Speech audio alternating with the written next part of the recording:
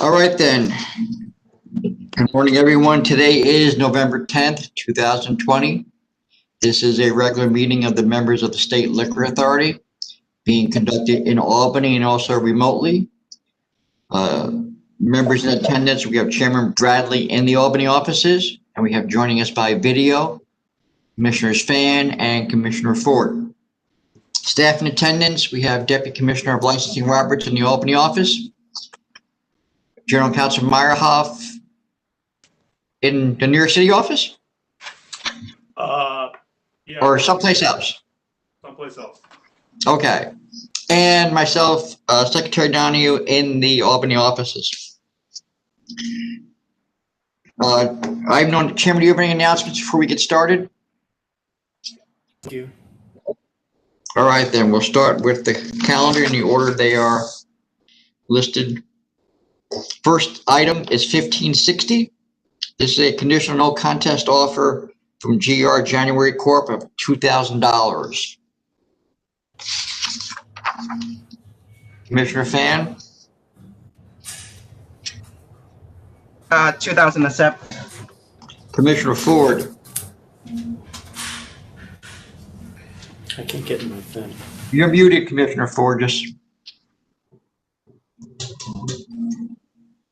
I was going to go down to 1500. They've been around since 1999.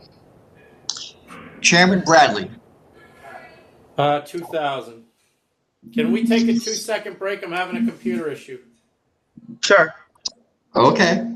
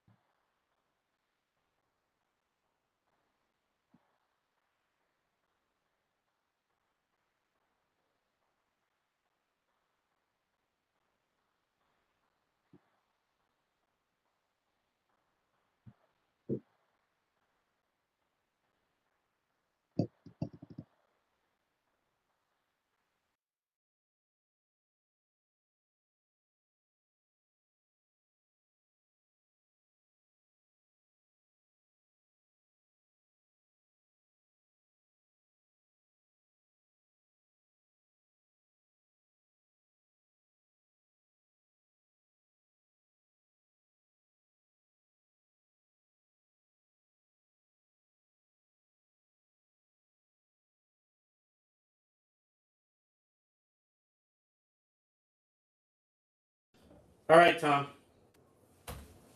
All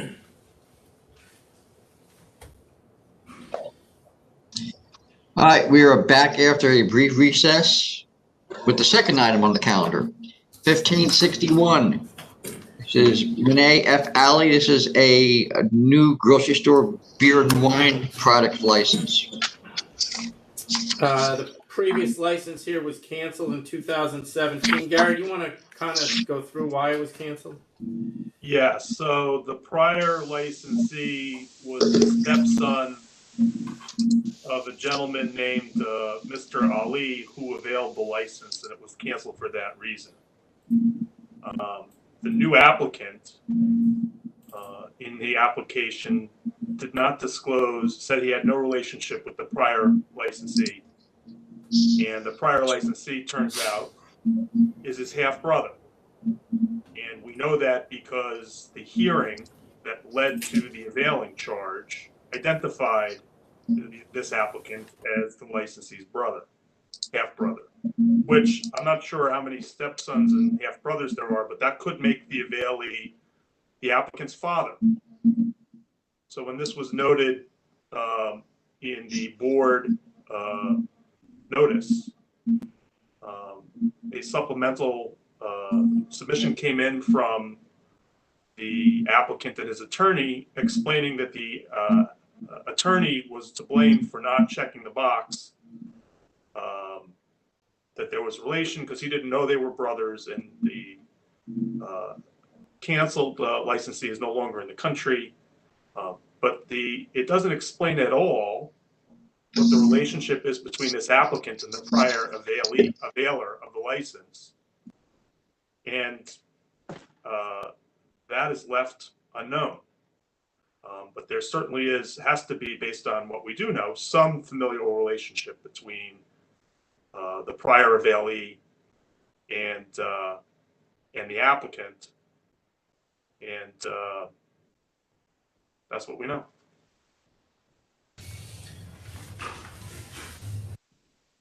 All right, then. With that, Commissioner Fan?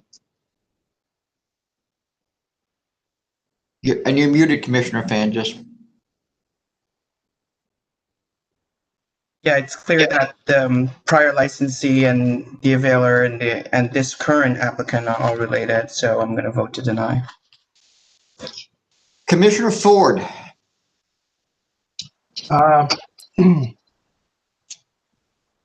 In his letter, he admits that he is his half-brother. He said there was some confusion. He did not review the paperwork from his prior representative. So I don't know. I'm willing to give But him. the lawyer's father litigated the availing case. I'm just saying. Your father. Oh. Okay.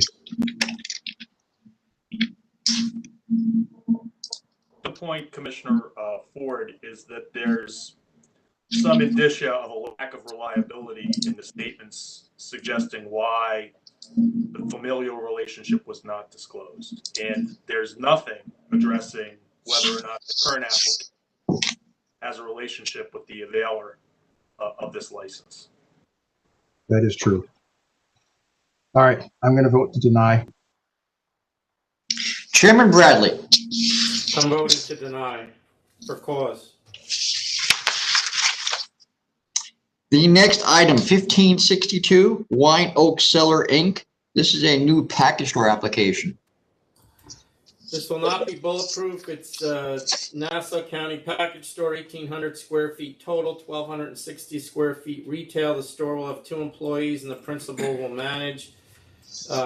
It's actually formerly a liquor store. It's actually still currently licensed, correct, Adam? It is. And it's in safekeeping? No, it's still an active license. We had sent an abandonment letter in August of this year with no response. Okay, and there's 4 stores within 1.7 miles. The closest store is 0.5 miles.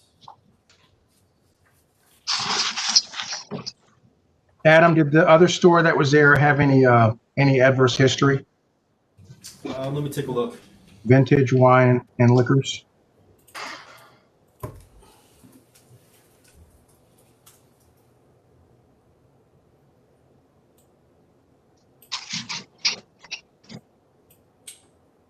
No, we don't have anything for them.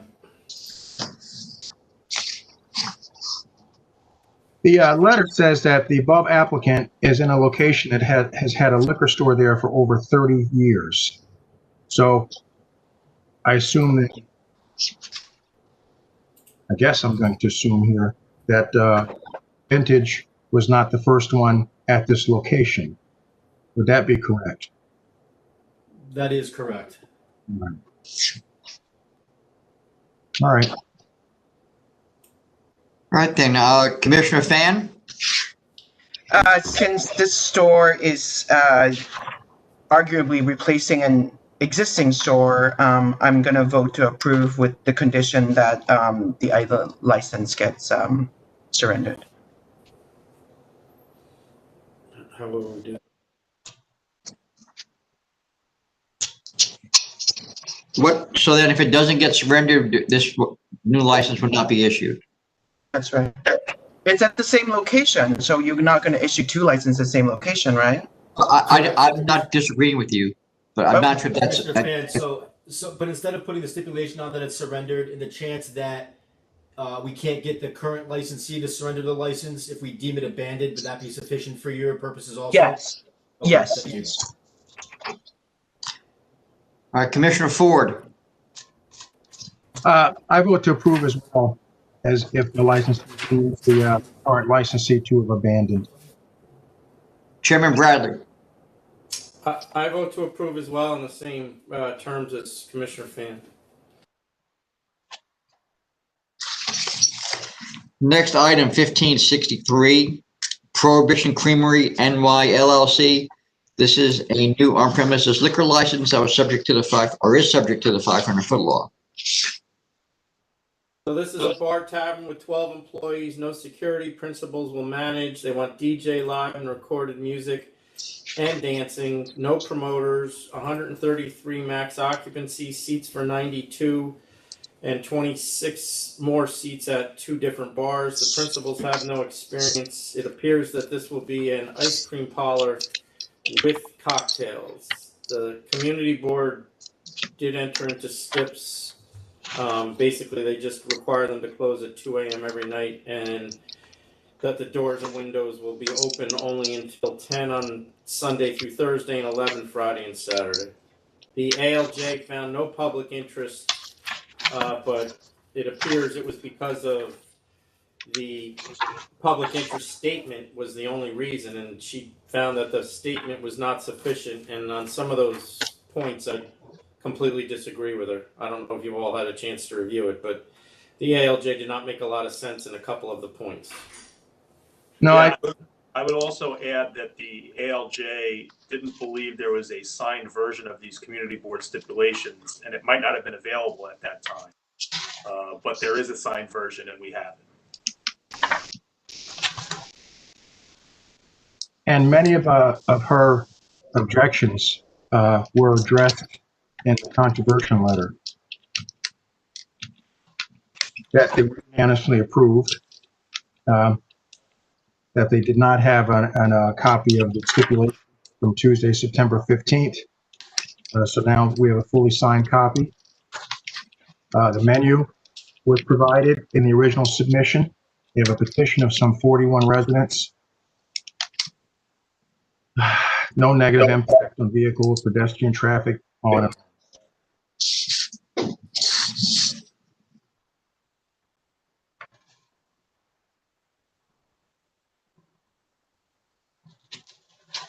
So Commissioner, are we ready to vote then? Commissioner Fan?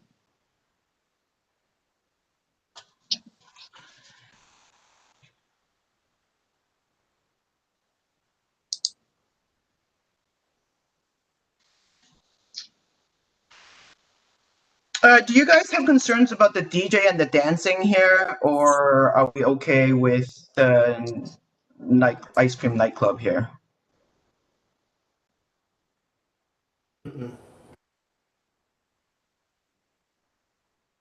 I mean, I see your point. I didn't really have I didn't have that many concerns about it simply because the community board signed off on it. If you want to drop the DJ, I wouldn't stop that. Just recorded music only. Yeah, I'm gonna go with 2 a.m. and dancing. yeah, no DJ, no dancing, no promoters. 2 a.m. close across the board. Background music only. They can have a manager if they want. So no live, so the only, No so live Commissioner, music?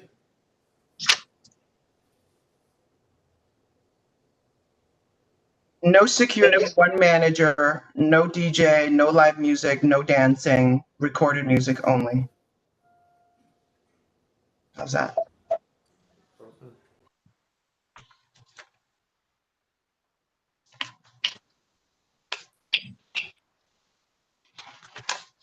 I'll go along with those same stipulations. all right, so just to be clear, so the deviations from what's being proposed is that it's going to be recorded music only and a manager. Yes. Right? So, all right. Chairman Bradley? And Tom, all the outdoor related stipulations that are in the signed stip, they're actually, for some reason, 2 places where it's item A to M for outdoor usage stipulations. Okay. It's on page 5 of the community board. All Yeah. All right. Okay. Commissioner Ford, you're good with all those? Yes. And Chairman Bradley? That's fine with me. Next item, 1564, BFG Development LLC, This is a new package store license. So this is a store with 5 employees, 2 principals to manage. The 2 principals appear to have worked for Southern Wine and Spirits previously, so they have experience in the industry. It's going to be a 6,000 square foot store. 4,320 of it will be retail. There is 1 protest. We just approved a store in Elmira that is 0.8 miles away in July of this year, and it opened in September of this year. And the second closest opened in December of 2017, which is why the sales numbers are only for 18 and 19.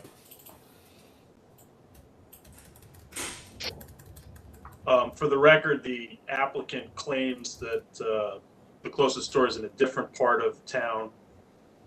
The applicant also claims that the new store that just started in September relies primarily on liquor sales. How they could know that, I don't know. They don't explain how they know that. There's also support letters from local officials, the mayor, and the chief of police for this application. And there are 7 stores within 4 miles. Without me, Gary, can you clarify that point? Sorry, say that again? I was just asking Gary to clarify the point. There's some feedback coming from someone's microphone. How many 7 stores in how many miles, Gary? 7 stores within 4 miles. Thanks. All right, so with that, Commissioner Fan, are you ready to vote? Yes, I don't doubt that these applicants are qualified individuals, just do not see public interest and advantage or convenience, rather, to open another store at this location at the current time. And so I'm going to vote to deny. Commissioner Ford? I just want to look at something really quickly here. There was another store that was open, at 518 North Main Street, Savino's, that closed. I can check on that for you. Could you please? Yes.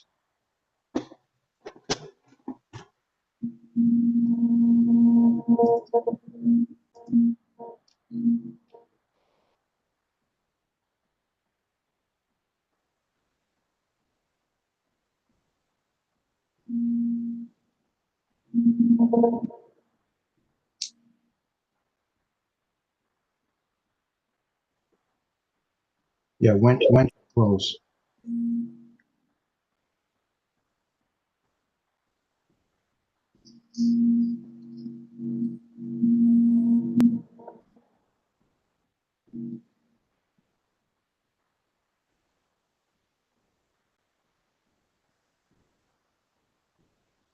Said September 2019, a year ago.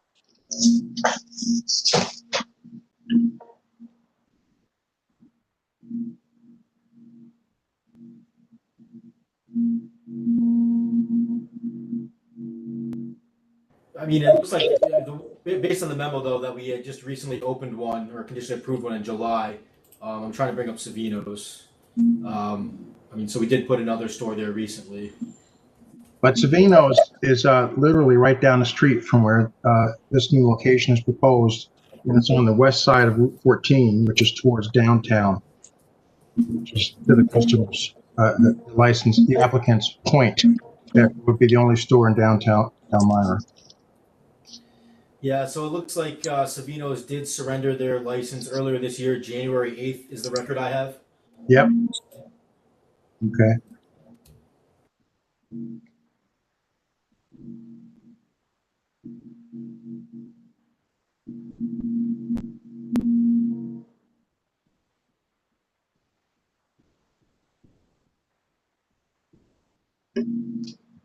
All right.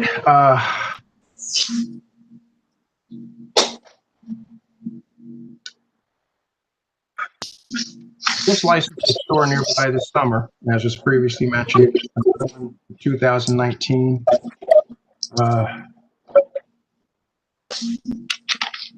So I'm not completely sure that the need has been demonstrated yet for another store I do appreciate the letters of support from, I think, the mayor and policemen as well. But I'm going to vote to deny. Chairman Bradley. I'll vote to deny. I don't see any public convenience and advantage, only because we put another store 0.8 miles away, and that just opened in September. We haven't seen the effects of that store yet, so I don't see any public convenience and advantage to adding another one.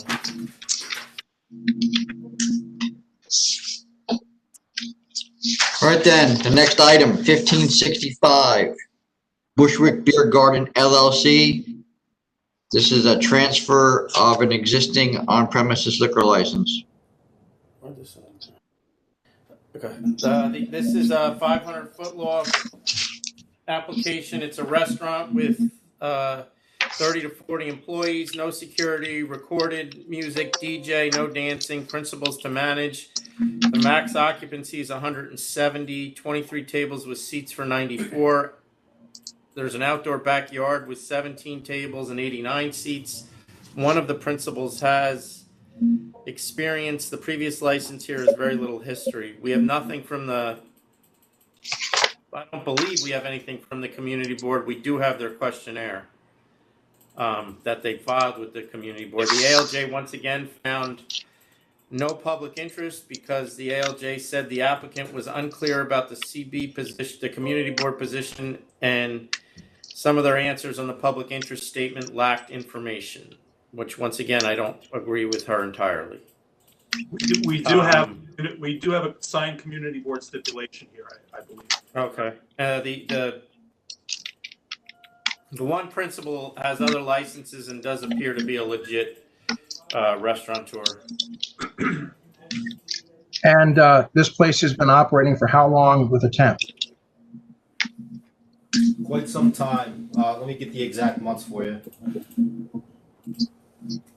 There are hours on the stipulation. It's Monday through Thursday, 3 p.m. to 1 a.m., Friday, 3 p.m. to 3 a.m., Saturday, 11 to 3 a.m., Sunday, 11 to 1 a.m. The outdoor hours will be Monday through Thursday till 11, Friday to 1, Saturday to 1, and Sunday to 11 p.m. I would also note the applicants have an extensive portfolio of licenses and no adverse history. So it looks like they've been operating since June with no issues. June of this year? Yes.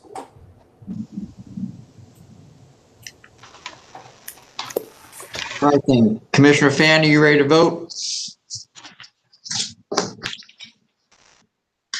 Yes. Find it very interesting that they are able to run this clean establishment with 30, 40 employees with no security.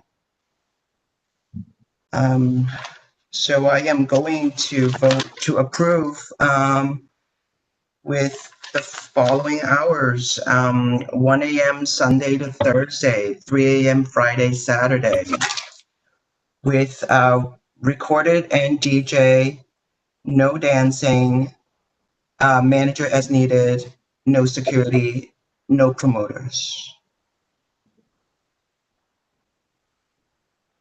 Commissioner Ford. And sorry, Tom, what is probably important is all the outdoor steps, since it's a beer garden. So just so I can be clear, did you change any of the steps No, yourself? didn't. Okay, Sorry. thanks. So you're adopting the community board stipulations. Yes, the one thing I did change, Chairman, is I changed that manager as needed. Okay. Okay, so you're approving with the community board stipulations plus the manager as needed with the method of operation as proposed. Commissioner Ford. Yes. Well, I added also no promoters. That's already in the application, I believe. They checked that box, so yeah. Okay. I approve on all the same conditions. Chairman Bradley. I approve on the same conditions as well.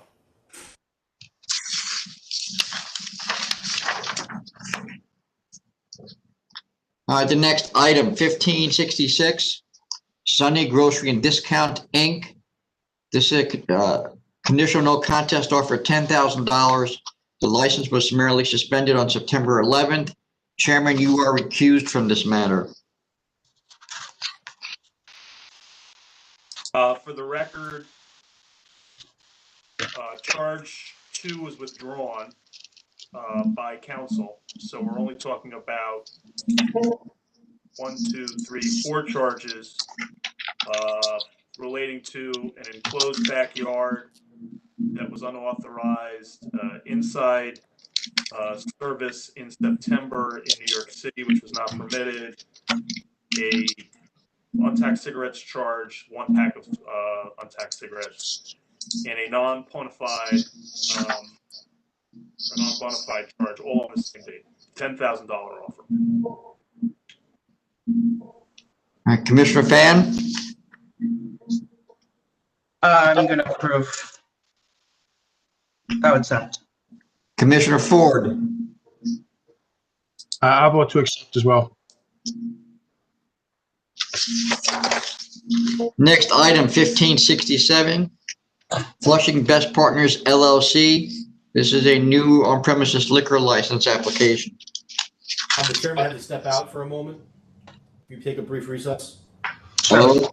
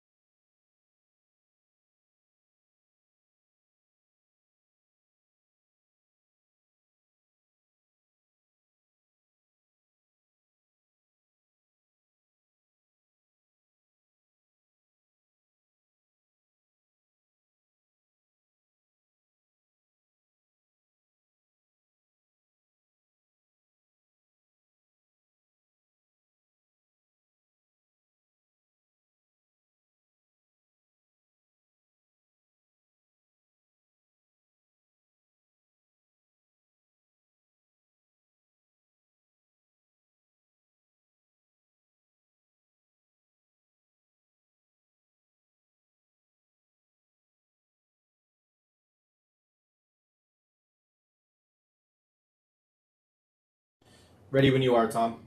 When everybody else is.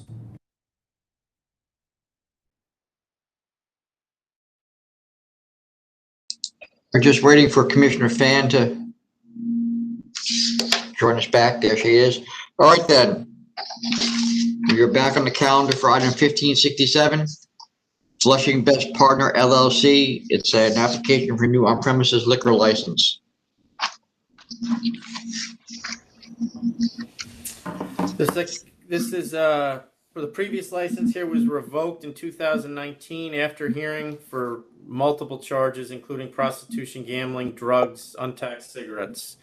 It is a karaoke bar with no other music, no dancing, 5 employees, 2 security guards, principal will manage and also hire managers. The principal has no experience. Max occupancy is 378. The previous license was also a karaoke bar, and this is the identical method of operation as that one that was revoked less than a year ago. The community board opposes until the applicant meets with them. I don't have any information that they have. Do you guys? No. No. Also note that the applicant has no experience. The prior license was revoked for charges relating to prostitution, drugs / ketamine, untaxed cigarettes, and gambling.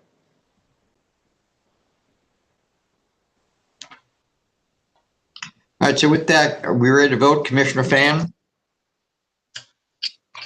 Given the terrible history here and that the applicant has no experience, he needs to go meet with the community board. I'm going to vote to deny. Commissioner Ford. The attorney provided a nice letter with plans and so forth, but still no community board determination or input. So I'm going to have to vote to deny as well. Also based on history and the fact that we revoked the past license here, and seems to be that method of operation appears to be identical with an almost 400 person capacity. So definitely not. Chairman Bradley. I'm voting to deny. I don't, the principal has no experience. He's trying to open exactly what was there before, and I have no indication it won't be the same type of place. All right, the next item, 1568, Angela Rembaran. This is a application for a new grocery store beer license.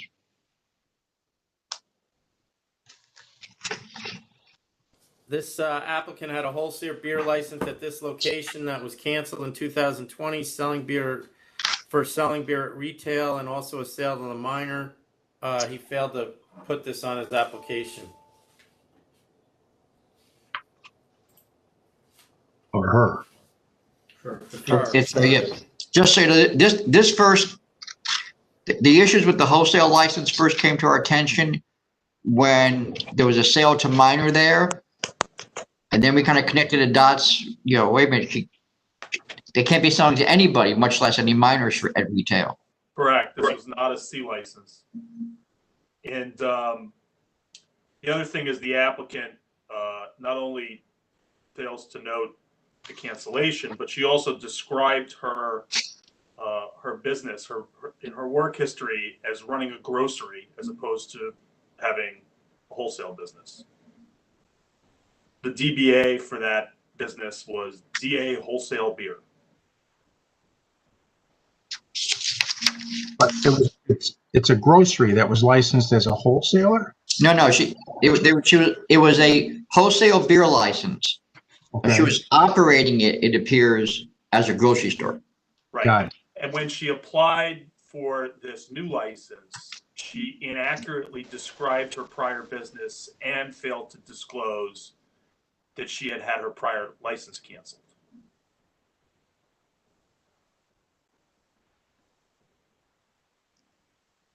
Actually, it might be more accurate to say she wasn't operating as a grocery store. She was running it as a beer store.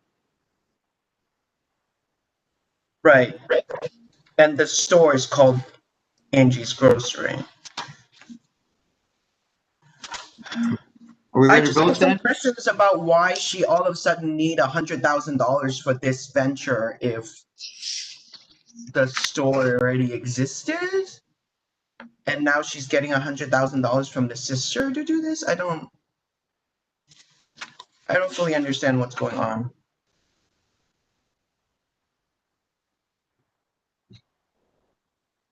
I share in your lack of clarity, Commissioner. I'm not sure about who is really behind this. Yeah, I agree with you. There's no Just so lawyer you're- involved. Commissioners, just so you're aware, there is a gift letter indicating that the $100,000 is to assist with the stocking and opening of the grocery store, for whatever it's worth. I would note as well that if the thought is that she had the wrong license and thought she was running a grocery store previously, the facts really belie that. The charge in October of 2019 related to selling a case of beer to one of our investigators. She insisted on the sale being for cash. She would not give a receipt, suggesting that she understood that this was an illicit sale. Right.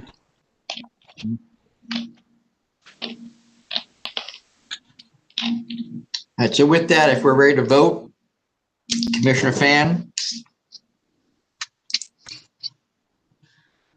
No, I mean, she has a character witness letter. She also only heard one sale to minor, so this will be my what the hell token for the day. I vote to approve. Commissioner Ford,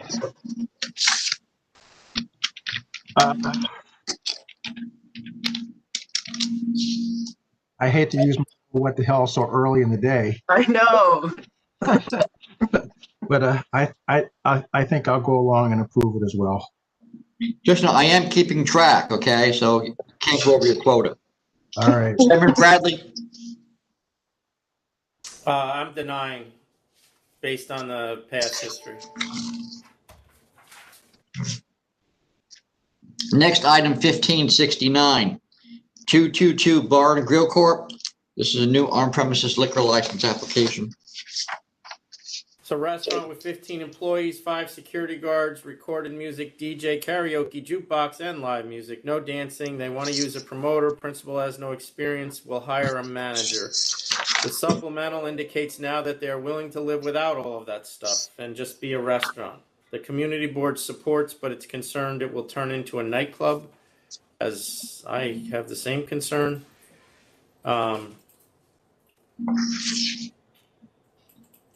Is it open now, your temp, Adam?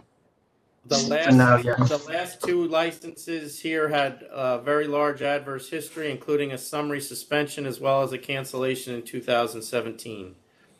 I'm sorry, Commissioner Ford. What was your question? Are they open under temp right now? No, but they are probably open without alcohol. They are open. They say they're open without alcohol and doing a takeout business with food that has received praise from neighbors and customers. And in their supplemental, they essentially change the method that they had asked for in the application by saying we will close at 11 during the week, midnight on weekends, and we'll agree to give up DJ, karaoke, live music, and promoters if that will help them get the license. So I think they're satisfied to be a restaurant, and Yes.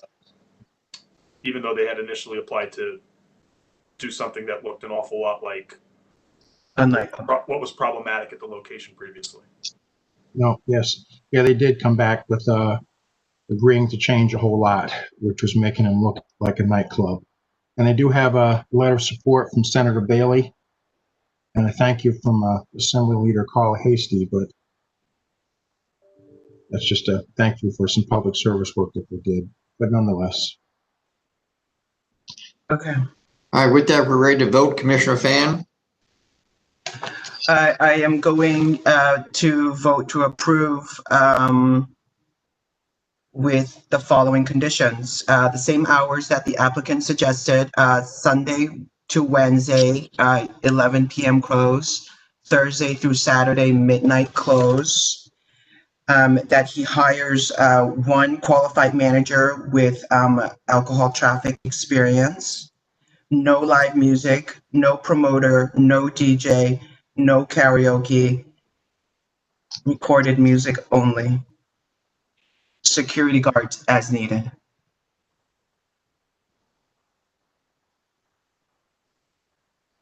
Commissioner Ford, I would vote to approve under the same conditions. Chairman Bradley, I'm going to vote to deny. I just don't. He applied to be something completely different, and I get very uncomfortable when they completely change their application in order to appease us. So I'm voting to deny. the next item is 1570, Sarah's Wine 65 LLC. It's a new wine store application. Deputy Commissioner Roberts, you want to jump in here? Sure. Members, we were notified by the opposition that some opposition was sent to us back in August that we did not receive. You do not have that record before you. The opposition is asking that we put this over to the next board meeting so we can get that information in front of you for your consideration. So 11/24. That's correct. If you want to hold the vote. Yes. fine. We all good with that? Yes. What did I do with that summary? The next item, 1571, Shaniqua L. Ray. This is a new package store license application.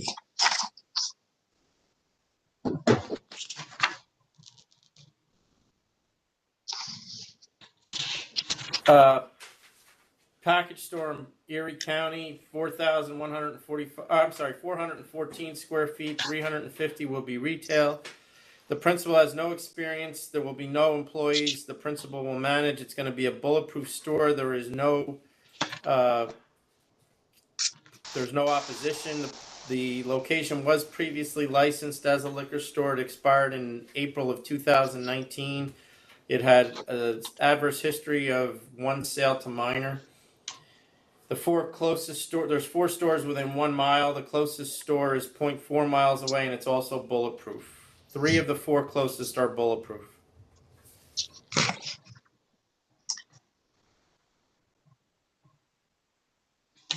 All right, if we're ready to vote then, Commissioner Fan,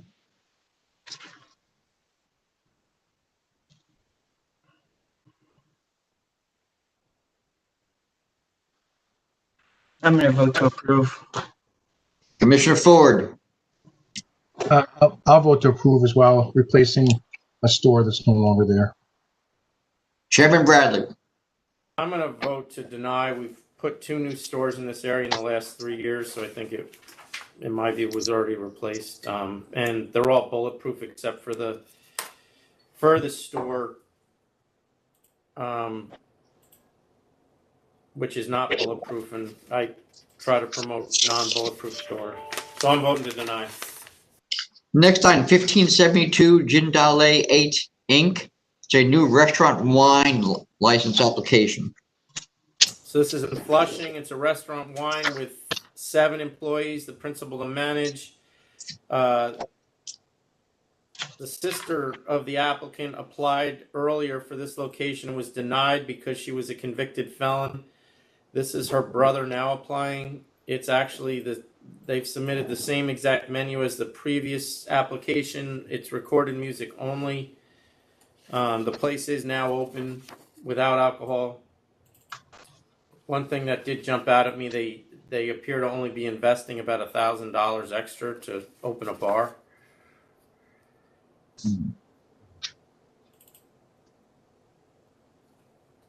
That's all I have.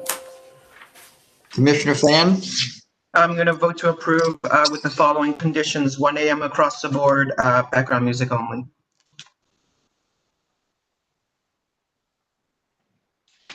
Commissioner Ford, And they do say, she does say the sister left the country and is no longer involved. So I will vote to approve as well. You said what conditions, Commissioner Fan? 1 a.m. 1 across the... a.m.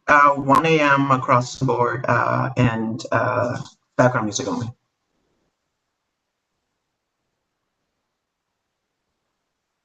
I'll approve under the same conditions. Chairman Bradley. I'll approve under the same conditions. Next item, 1573, Seaside Wine and Liquors Corp. This is a warehouse permit application by the package store licensee. So the package store is literally right next door and is applying for a warehouse permit for the store in the plaza. It's adding 1,260 square foot of warehouse directly next to its current premise. So the total premise is going from 1,260 to 2,520. It's doubling. There's no protest. The applicant just bought this store in 2018. We have no information that at the time that the store he is now trying to get a warehouse permit for was actually vacant. So I don't know that we can say that this was planned. Okay.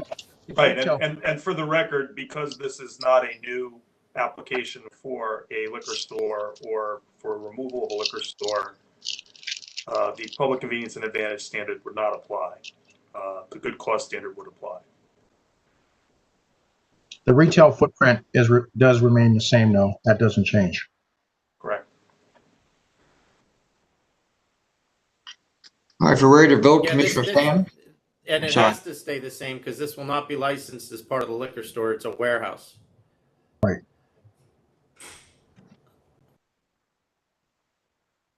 Commissioner Fan, I vote to approve. Commissioner Ford, I'm voting to approve as well.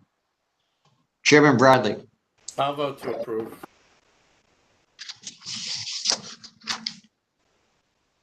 Next item, 1574, Assini Restaurant LLC. This is a new on-premises liquor license. So this is this kind of confused me because it's a bar tavern, 10 employees, 1 security guard, principal to manage. They want DJ karaoke live and recorded music. The applicant is licensed with no adverse history. The applicant previously was denied here for a false statement on the application. The applicant had a summer license, which this representative was in the practice of trying to obtain, and they had the summer license in August of 19 to November of 2019, and the goal was to circumvent our application process, which once we figured it out, we stopped, but apparently this one slipped through. There is a letter of recommendation from Manhattan Borough President Gail Brewer. It's not a 500-foot law case. I do have a question for you, Adam. Why is this not a restaurant? Because they have a full menu.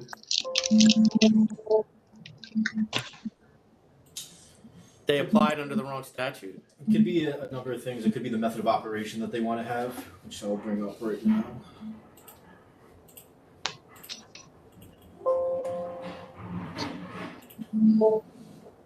We'll also note for the record that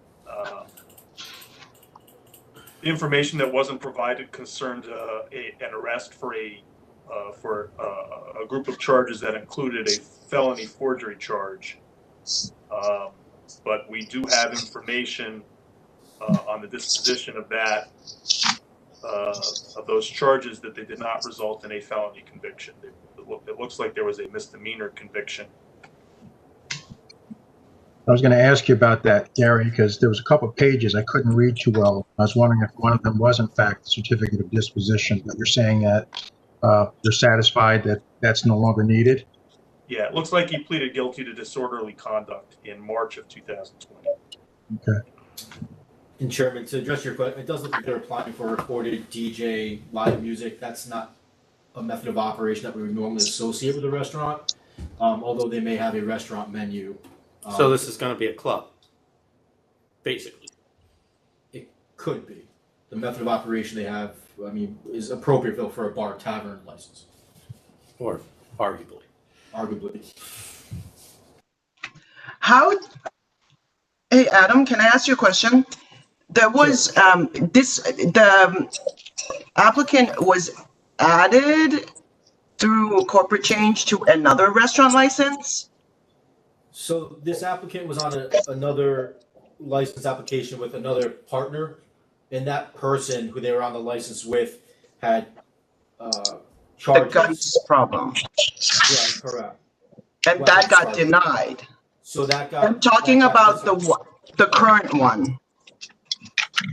It's serial number 1297990. Are you talking about his other licensed premises? Yes. What is that? Just one moment.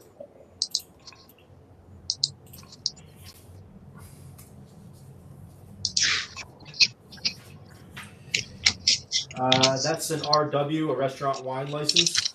Mm-hmm. Let me just check the history.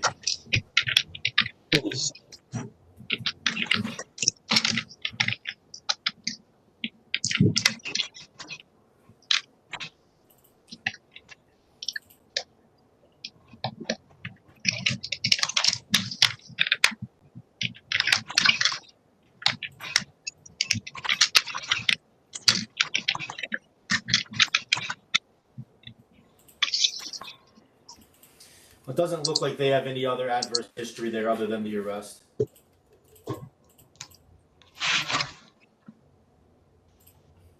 Okay.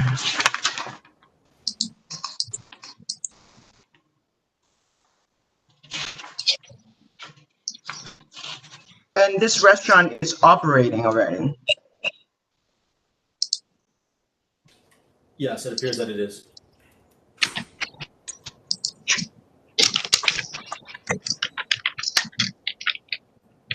Are we ready to vote then, or?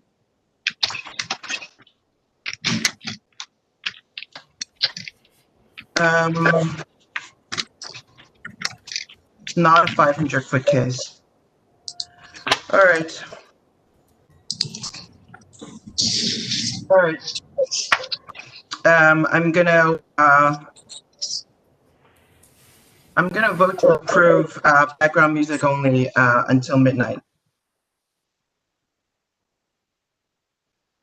No promoters, no security guard. Manager is needed. Background music only. That's midnight across the board. Yes. Thanks. They can come back for more. All right, Commissioner Ford.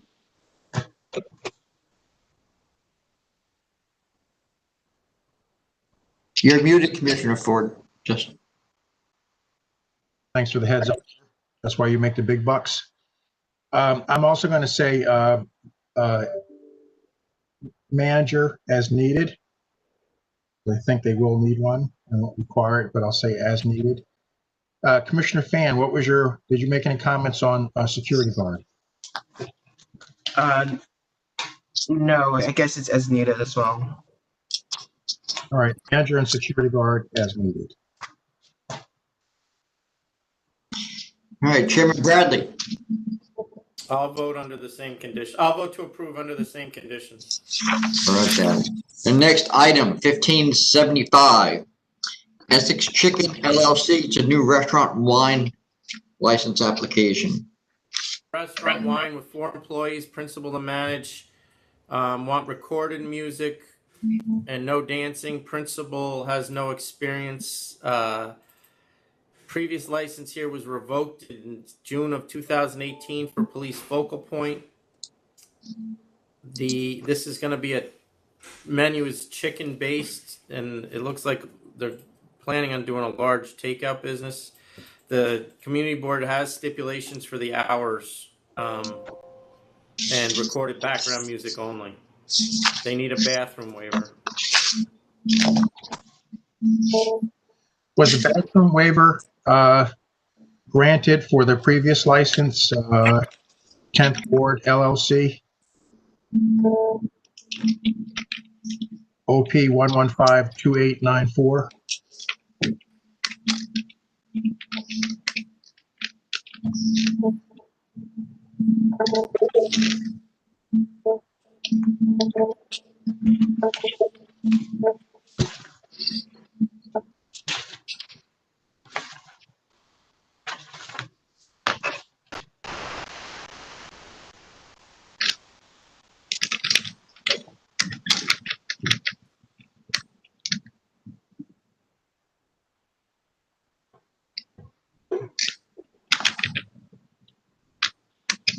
Tom, are we waiting for something?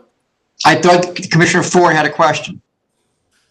Yeah, I just asked, was it bathroom waiver in effect from the last licensee? It would have to be because there's only one bathroom. Yeah. So it's probably a moot issue. All right, I'm good. All right, with that then, Commissioner Fan. I'm going to vote to approve with the following conditions: Monday to Wednesday until midnight, Thursday 1 a.m., Friday, Saturday 4 a.m., and Sunday at 11 p.m. Recorded music only, no outside service, and the bathroom waiver is granted. Commissioner Ford. The community board said Friday and Saturday till 1 a.m. Did you say Friday and Saturday till 4 a.m.? Oh, yeah, 1 a.m. I'm sorry. I don't know why I was reading the wrong thing. All right, so it's Thursday through Saturday, 1 a.m. Sorry, Tom. Let me just start from the top. Monday to Wednesday, 12 a.m. Thursday, 1 a.m. Friday, Saturday, 1 a.m. Sunday, 11 p.m. Sorry about that. Thanks for catching that. outside areas, recorded background music only. I'll approve under the same conditions. Chairman Bradley. I'll approve under the same conditions. I'm assuming those are all the CB steps, right? Yes. Yes, okay.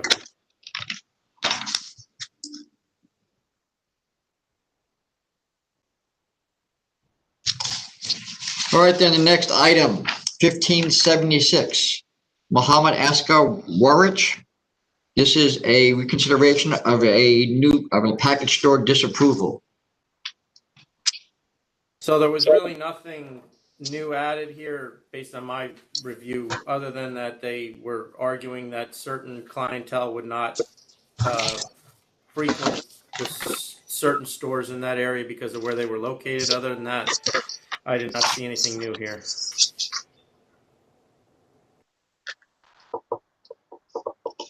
All right, on the reconsideration, Commissioner Fan, I will vote to deny reconsideration. Commissioner Ford, I would have voted to approve reconsideration because I still think a store in Mastic Beach on the east side of the Pattersquash Creek would serve public convenience and advantage. all right, Chairman Bradley on reconsideration. I'm going to vote to deny. As I said, that I didn't see anything new submitted, and I think it would be that we based our decision on exactly what was in the application, and it is the same information as before. All right, the next item, 1577, Release the Hounds LLC. The hounds aren't moving, so. This is a change of method of operation. So this is a package store in rural Dutchess County. I recall granting this license, and I think they asked to be limited to New York State spirits only, as well as open on the wines. They could sell any wines they want. They are now asking to be able to sell Mexican spirits, which to me is basically tequila and mezcal. Am I wrong? I think it's reasonable to assume. They say their customers are frequently asking for tequila, and that's pretty much the only change they have.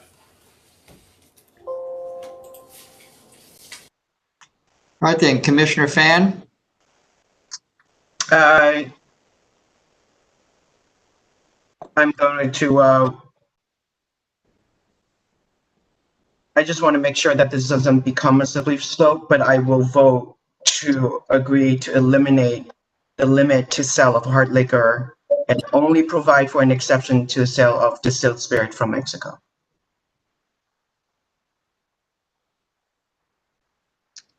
Commissioner Fanny, can you clarify? So you're looking to remove the restriction of selling only New York spirits? Well, I'm going to allow them. Yeah, exactly. Okay, altogether. So you're not just going to limit them to selling distilled spirits from Mexico. You're going to allow them to become a full package store. No, I'm saying I do not eliminate the limit to sale of hard liquor, but I'm only providing for an exception to the sale of distilled liquor. so you're approving the request then? Yes. Right. Commissioner Ford, I approve the request as well to add Mexican spirits to the lineup. Can I make a suggestion that we say spirits manufactured in Mexico, just so that it's clear what we're talking about, as from Mexico is a little more vague. Sure. all right, Chairman Bradley, I'll do the same for. I'll approve their request, and it should be spirits from Mexico, manufactured in Mexico. next item, 1578, G Cubed Corp. This is a $4,000 conditional no contest offer. Commissioner Fan, or do you want?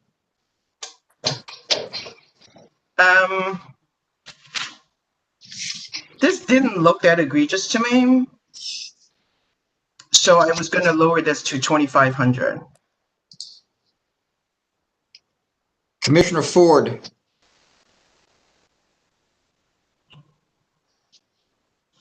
Yeah, it was all on one day, so I'll agree to go to 2,500 as well. Chairman Bradley, 2,500. Next items, 1579 and 1580. Sabor Restaurant and Bakery LLC. This is a no contest plea. I'll also, there's another item for the same licensee, 1628E, which is also a no contest plea from the licensee.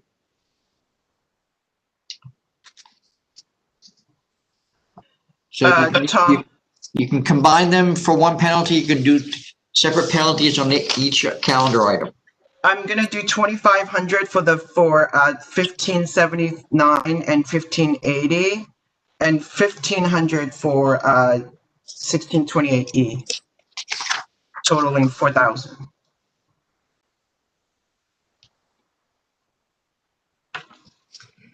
Okay, Commissioner Ford on 1579 and 1580. I just know that the license did expire back in September.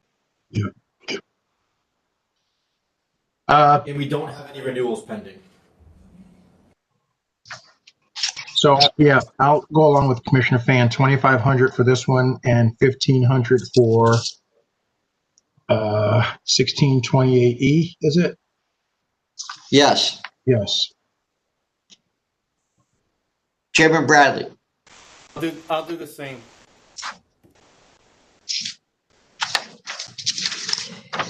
Next items, 1581 and 1599, La Fagata Restaurant and Cafe Corp. This is a $20,000 conditional no contest offer. License was summarily suspended on August 23rd. And as noted on the agenda sheet, you previously rejected a $5,000 CNC in the second proceeding and made a counteroffer cancellation of bond claim. The second proceeding was pre-COVID and involved, failure to comply with the application.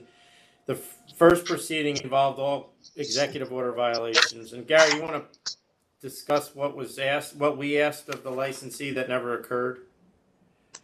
Yeah, the initial case was in 2019, and it involved failing to comply with music restrictions on the application, live music, live band, and there was noise. Those were the charges. And the board, when it considered the CNC, decided they wanted to hear from the licensee back at a time when we could call them in. So the case was put over, and the licensee did not show up at the adjourned time. And the board then countered at cancel and bond. And that case was not scheduled for hearing, and the business operated until August, when the executive order violations led the board to suspend the license. So given that the other case, the suspension case, was putting the licensee until it was resolved, the license had been suspended, and there was an issue of prompt hearing. Rather than insist on both cases going directly to hearing, we decided to give the licensee an opportunity to bring both cases in for a CNC and explain what had happened with respect to the first set of charges.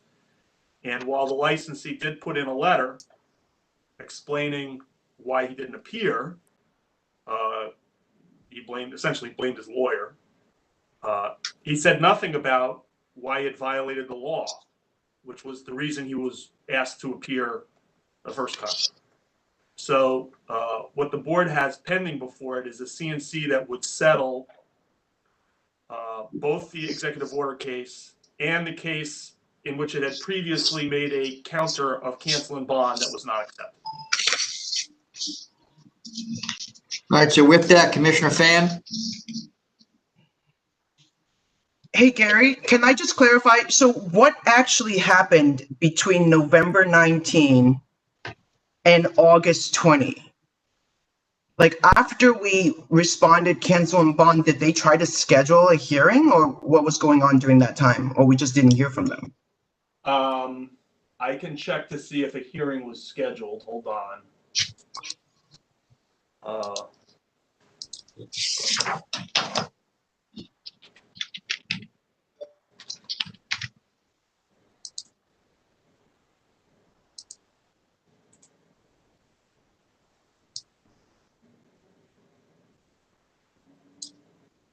We do not appear to have a record that the case was scheduled for hearing.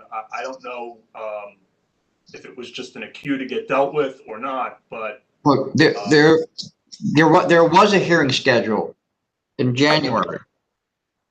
And oh, then no, what yeah, happened? I'm sorry, you're correct. I'm sorry, I see that now, yes. And let's see what happened here.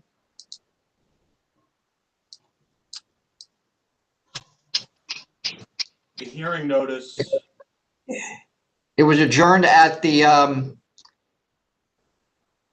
it was scheduled in January, rescheduled to March, and then adjourned at the licensee's request.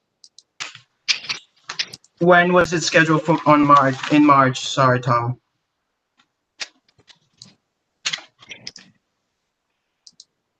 March 17th. Oh, okay. so that was canceled because. Or actually, I take it back. Hey, I take it back. It was the January hearing was adjourned until March at the licensee's request. The March hearing was Canceled because of put off because that's when we shut down the hearing bureau. Okay. I'm going to accept 20,000. Commissioner Ford, Yeah, the charges from 2019 were related to the DJ, the band, that kind of thing. So I don't really see that as something life-threatening at this point. So I will accept the 20,000. Chairman Bradley, Cancel and bond.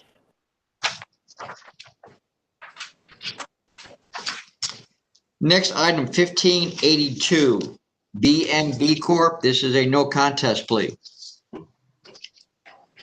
1,000. Commissioner Ford, I'm at 1,500. Chairman Bradley,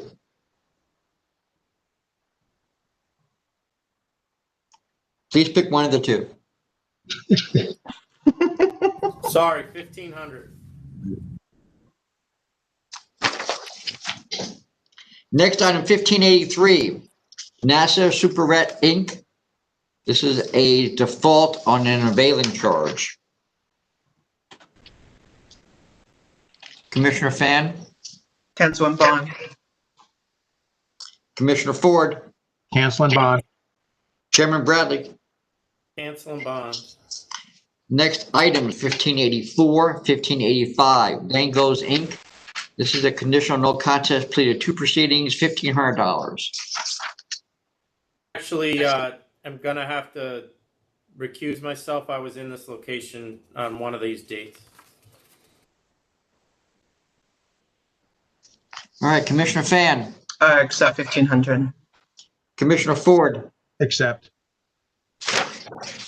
Next item 1586, Dwayne Rowland. This is a $1,500 conditional no contest offer. 1,500 accept. Commissioner Ford, 1,500 accept.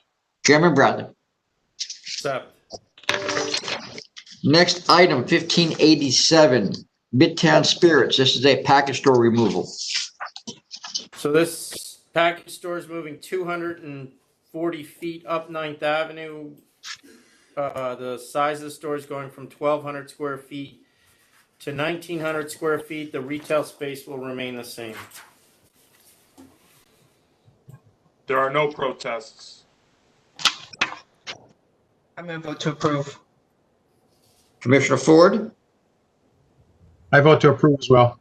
Chairman Bradley. Approve. Next item 1588, 89, and 90, Dick Star Corp. This is a conditional no contest offer of $30,000. License has been summarily suspended since October 4th.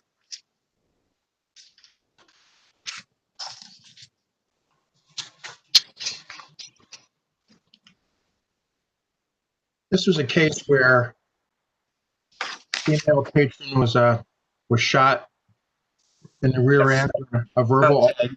Yes. Yeah. Uh, COVID, our first two cases are pre-COVID. right. And the place has only been open for a year and a half, year and 8 months. Yeah, the first proceeding is for being open after a 2 a.m. closing restriction. The second proceeding, that was in June, and I guess about 4 months after the license was issued. Second proceeding, there was an inspection. There was tinted glass in the door, and there's an expired public assembly permit and failure to post the pregnancy warning sign. Then we have two separate incidents that in the third proceeding where we have executive order violations and a shooting. And this all took place after 2 a.m., which again would be after their closing restrictions. The licensee claims that people were actually leaving at the time, and the shooting prompted the customers to go back inside to cover. Yeah, I don't think that's what happened. That's not what the police report says. There were lots of people partying inside. Also note that there's that the 50% limitation applicable in Nassau County at the time would have only been 22, and they only actually had seats in there for 18, and there were about 55 people there on September 27th. All right, then if you're ready to vote, Commissioner Fan,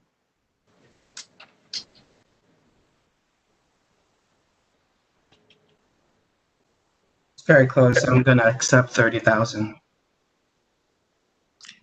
Commissioner Ford, Um,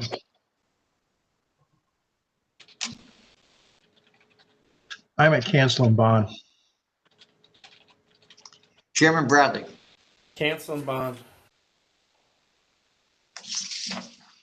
Next item, 1591, Fonda of Chelsea LLC. This is a $1,500 conditional no contest offer. 1,500 accept. Commissioner Ford, 1,500 accept. Chairman Bradley. Accept. Next item, 1592, Polos Mario Woodhaven Corp. This is a default on pleading. I'm at 1,500. Commissioner Ford, I'm at 1,500 as well. Chairman Bradley. There we go. 1,500. Next item, 1593, Vetro Group LLC. This is a pleading default. 1,500. Commissioner Ford, 1,500 accept. Chairman, well, it's a default, so 1,500. Commissioner Ford, just to be clear, you're opposing $1,500 on default, correct? Yes. All right. Next item, 1594, GT Kingston Diner, Inc. This is another default. There's also one other case, 1596. It's the same licensee, yeah? No. We're on 1594 right now. Oh, sorry. Yeah. Sorry, it got moved. All right, got it. 1,500. Commissioner Ford, 1,500 accept.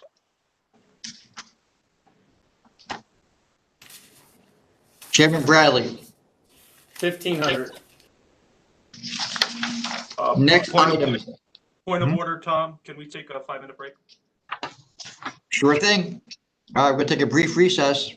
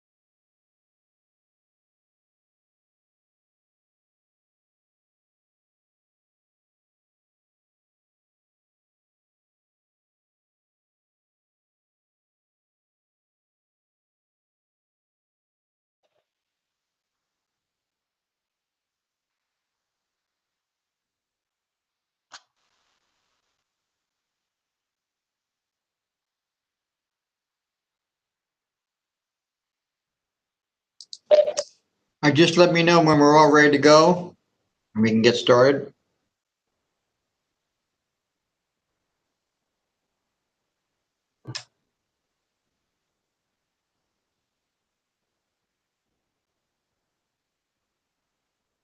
We're good to go here, Tom. I'm good to go. Yep. Council, you ready?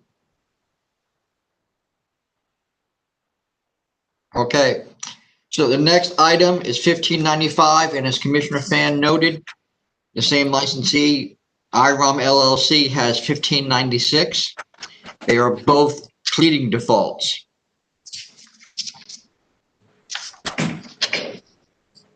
Commissioner Fan on 1595.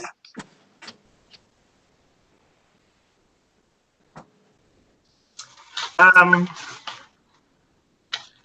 at 1,500 for each of them. So a total of 3,000 Yes. separate between two. Okay.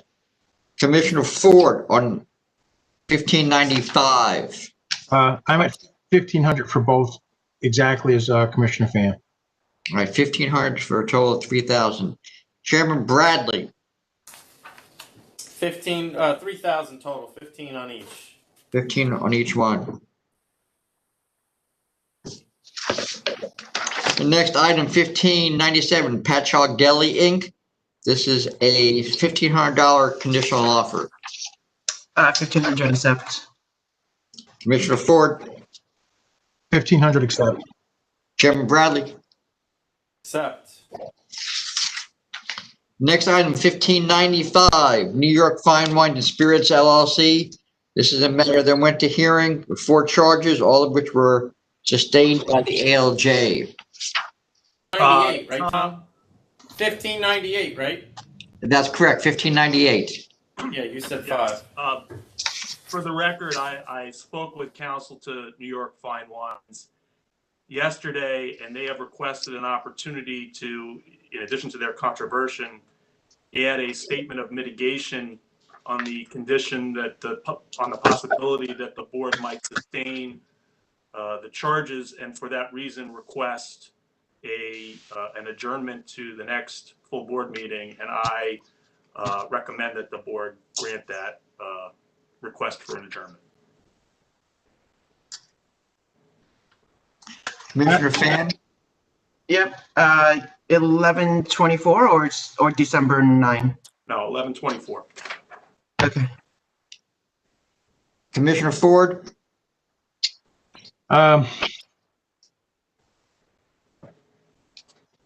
After reading some 95 pages, I've hoping to settle this today, but I will agree to 11/24 as well. Thank you. Chairman Bradley. I'll adjourn it till 11/24.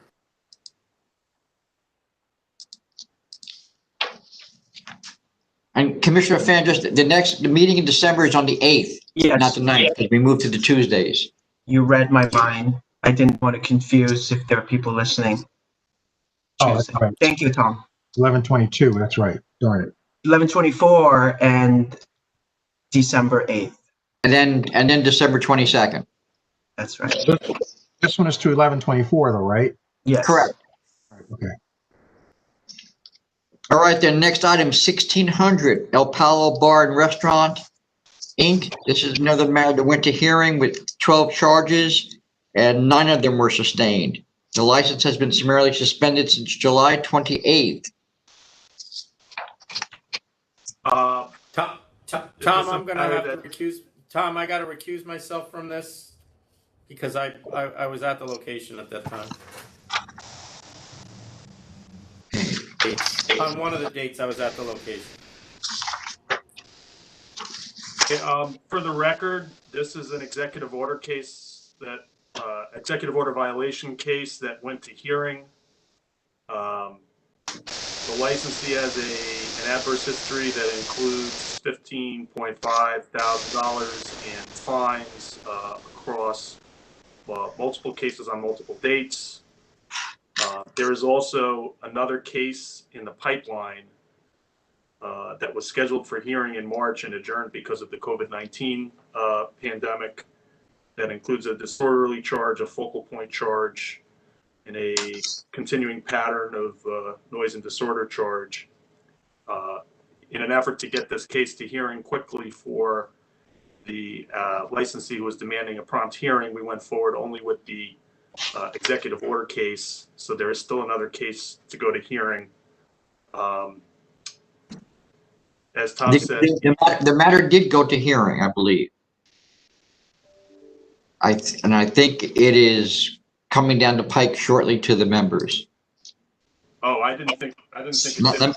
All right, let me just double check. Guess I'm confusing the.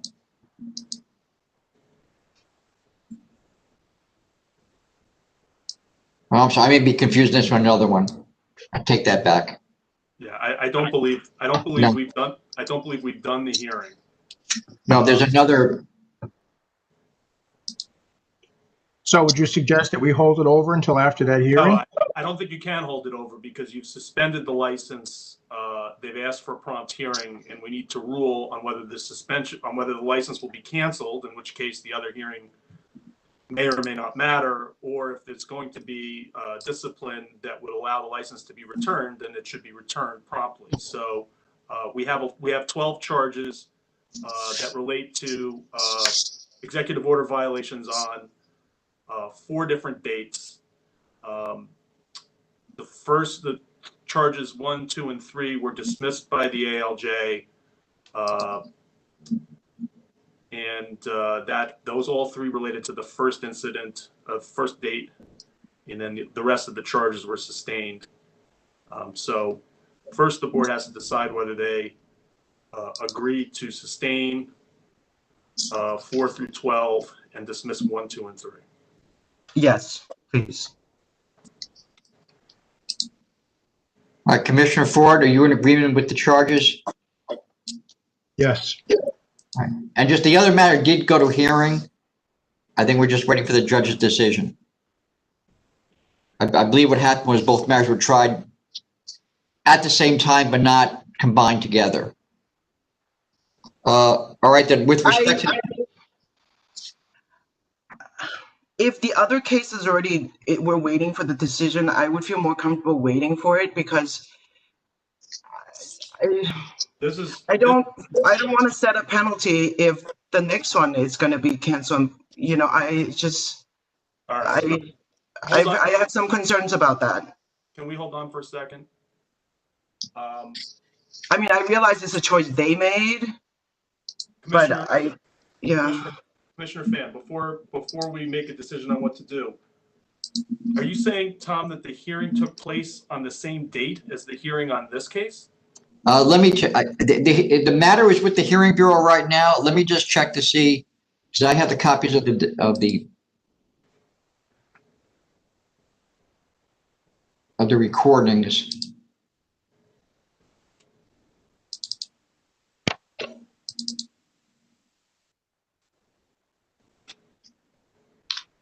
I'm looking. They both went to hearing. They both went to hearing simultaneously, but decisions were issued separately. I believe because of the fact that this was a summary suspension case, that decision went out separately. So has the opinion on the other case been written? Yes. But it hasn't been delivered to the licensee? I thought it had been, but I'm not seeing it. It's not showing us having gone out. But this decision did go out to the licensee on the summary suspension charges. Right. Well, my concern is that why don't we do this? Because it's a summary suspension matter and the prompt hearing requirement is that issue. Why don't we adjourn it tentatively to the next meeting? And if for some reason there's a way to expedite getting a resolution before then, we'll do so. But I agree with Commissioner Fan that they should be considered together, but we also need to give deference. I agree. He's right to have the license back if the discipline is not going to be cancellation. Okay, so let's hold this over to our next meeting, whenever that is, probably sometime this weekend. Yeah, I just looked at, the hearing notice was for both matters, but I believe the ALJ issued the decision on this because it was a summary suspension. All right, well, we'll figure that out and we'll get back to the board. But Tom, why don't you just, for now, adjourn it to 11/24. 11/24, and if we need to do it earlier, we will advise the board that we're going to do it earlier. All right, then. Commissioner Ford, you good with that? Yes. Next item, 1601, Truffles Elegant Gourmet Chocolate LLC. This is a request to extend the deadline for conditional approval. I'm going to extend the conditional approval to May 23rd, 2021. Commissioner Ford, That's exactly what I was thinking too, to May 2021. Chairman Bradley. The same. To be clear, Next consistency, final approval, Yes. 2-year period? Sure. Yeah. Next item, 1602, NYC Zhang Corp. This is a $1,500 conditional no contest plea. I'm at 1,500. Commissioner Ford, I'll accept their offer of 1,500 as well. Chairman Bradley. I'll accept 1,500. Next item, 1603, Breezes Banquet and Event Center LLC. This is a $10,000 conditional no contest offer. The license has been summarily suspended since September 30th. And Commissioner Ford, you're recused from this matter. And I will accept 10,000. Chairman Bradley. I'll accept 10. Next item, 1604, Criff Dogs Enterprises, Inc. This is a $4,000 conditional no contest plea. With all these charges, 4,000 looks low to me.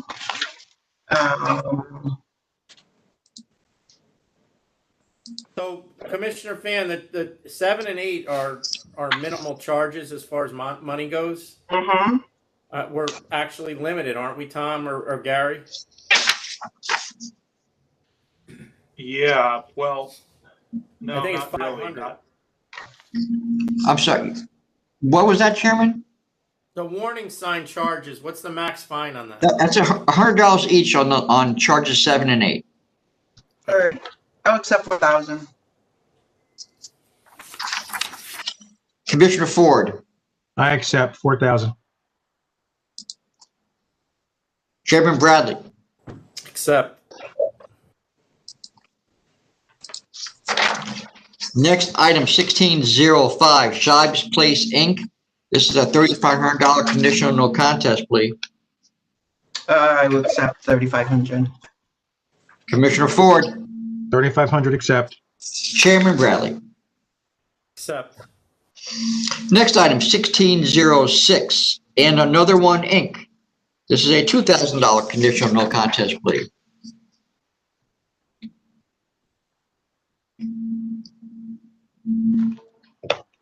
Given the 20-year history, I'm willing to go down to 1,500. Commissioner Ford, Yes, I'm only down to 1,500 as well. Chairman Bradley. 1,500. Next item, 1607, Bolu, Inc. This is a $500 conditional no contest plea. I'm going to counter at 1,000. Commissioner Ford.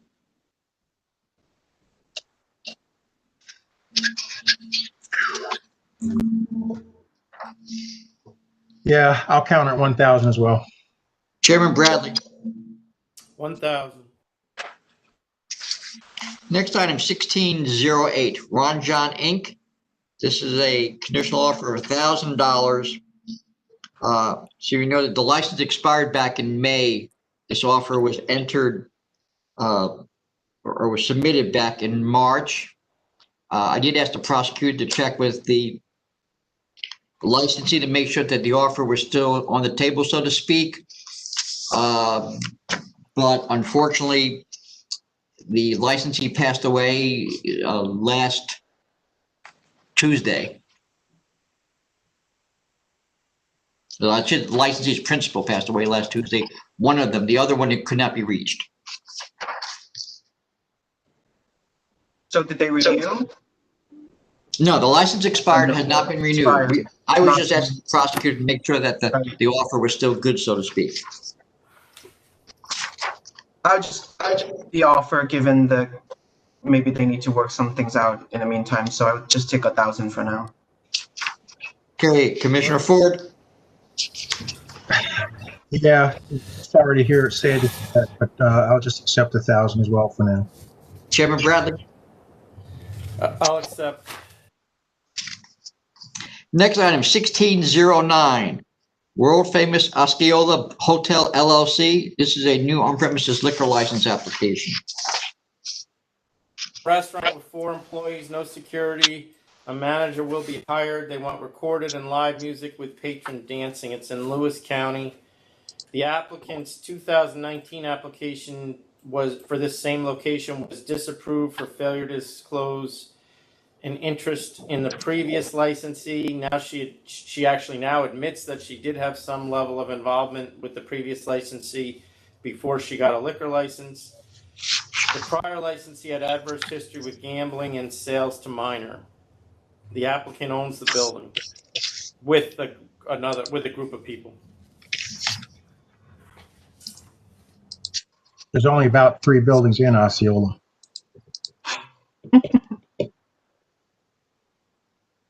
Oh, famous. Yeah. I am going to vote to approve with no security, 1 manager, no promoters, recorded and live music, and patron dancing. Say that again. Hours? It's the proposed method of operation, Commissioner Yes. Ford. Hours are 2 a.m. I just added no promoters. I believe that's Yeah, I understand what you're saying. Yeah. the application. I always think I'm adding that, but you're right. You're right. If they did say promoters, it would probably be pointed out in the memo. Commissioner Ford. I'll to approve as well. Chairman Bradley. Do we know what the hours on this place are? I assume 4 a.m. No, Lewis County is. All right. What time? All right, I'll approve with the same conditions. 2? Okay, it's 2 a.m. Yeah. Whatever local ordinance is. Next item, 1610, MMEY LLC. This is a $1,500 conditional no contest offer. 1,500 accept. Commissioner Ford. 1,500 accept. Chairman Bradley. Accept. Next item, 1611, 12, and 13, Maspeth Pizza House, Inc. It's a $30,000 conditional offer. The license has been summarily suspended since July 20th.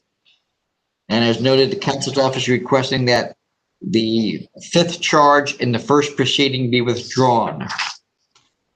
So withdraw that charge, Tom? Yep.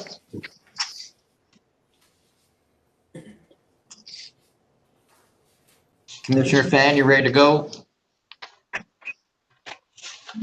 Let's just, why don't we just say for the record what's pending here?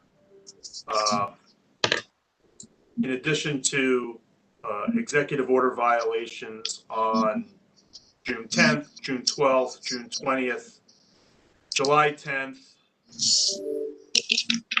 and July 19th. We also have a charge related to unauthorized alterations in the second case. The licensee expanded into a neighboring store without permission is the charge. We also have in the first proceeding although the date says July 15th. The focal point and sustained pattern charges are for conduct on or before those dates, including 131 911 calls and 59 directed patrols relating to a variety of violent incidents and other assorted skirmishes. The charges that prompted the board to suspend were at least the third strike on July 19th. Even before the first strike, a complaint to law enforcement that 100 people were in front of the premises on June 7th prompted a police warrant. So this licensee had a warning about executive order violations before the first of these incidents. And the commanding officer of the precinct had requested that the premises to be shut down before the pandemic, according to continued violence. So this does not appear to be a good place. Okay. Commissioner Fan? I'm going to counter it, cancel and bond. Commissioner Ford? Cancel and bond. Chairman Bradley? Cancel and bond. Next item, 1614. This is 19 Stanton Restaurant LLC. This is a conditional offer, $15,000, 12:30 a.m. closing, and ambient music only.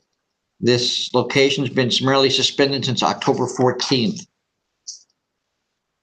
I'm going to accept 15. I'm going to accept the offer as written. Chairman, Commissioner Ford? I accept the offer as written to $15,000 civil penalty, 12:30 a.m. close, and ambient music only. Chairman Bradley? I'll accept. Are we saying that ambient music is the same thing as background recorded music? Yes. Not to speak to the others so fast, but yes. I think the members have made it clear that that's how they're interpreting all the various language that we're getting in about this. 1615, CJ Diamond Cafe, Inc. This is a $25,000 conditional no contest offer.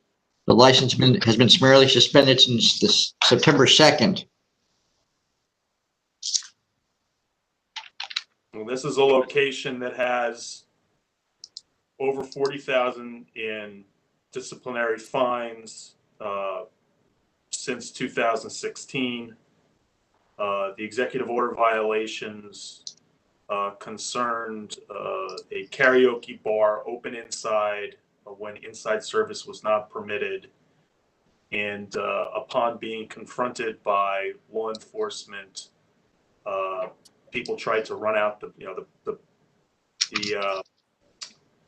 the customers attempted to run out through an emergency exit. The employees were hiding from law enforcement when they were found, etc.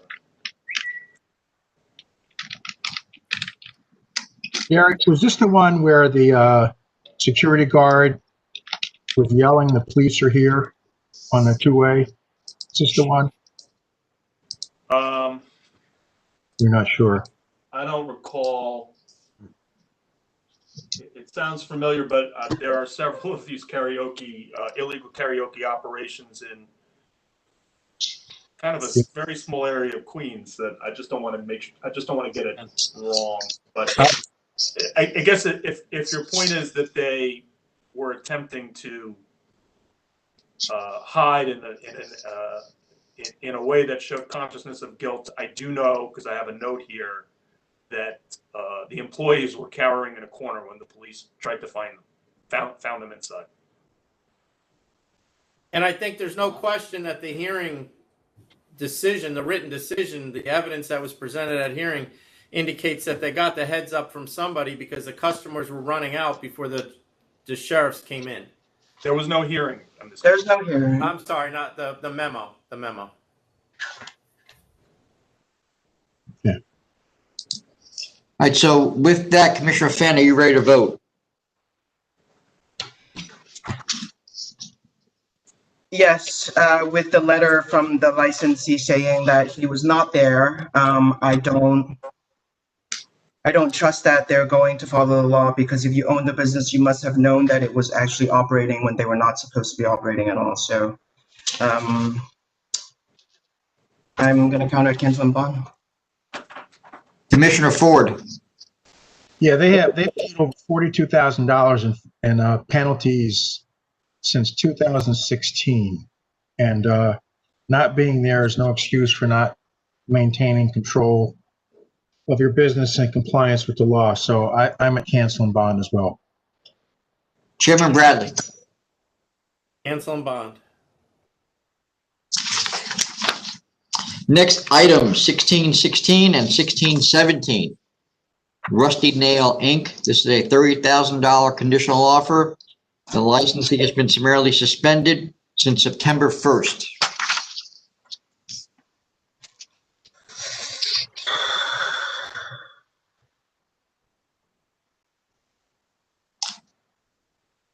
Commissioner Finn, are you ready to proceed? Now, let me just, for the record, we have 2 proceedings. There are 17 total charges. The first 3 charges are pre-COVID and relate to a circumstance where an unlicensed security guard who was a felon was employed improperly in the location and struck a patron with an object inside the premises. That's the disorderly premises charge. The response that there's a mitigation letter that says, a little hard to decipher, but says that essentially the guy was fired after that, but does not dispute that it happened. And then we have a series of executive order and other charges on August 29th.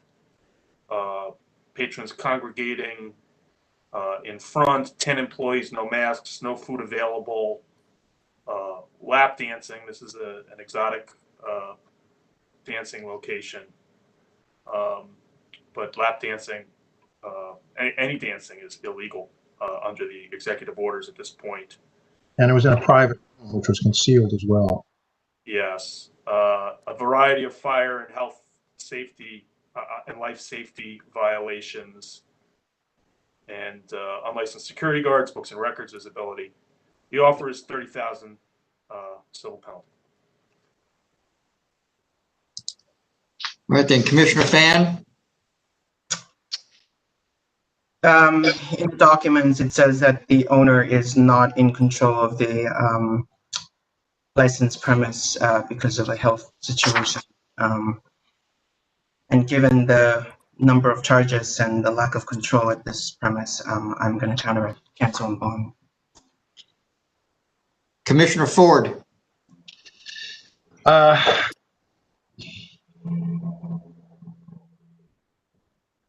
was willing to accept the offer only because they have no history in 7 years. So I think I'll maintain that and throw the ball to the chairman. Chairman Bradley. What did you do? Accept the offer, Commissioner Ford? Yeah, I'm saying I'm accepting the 30,000 offer only because Okay. they have no history.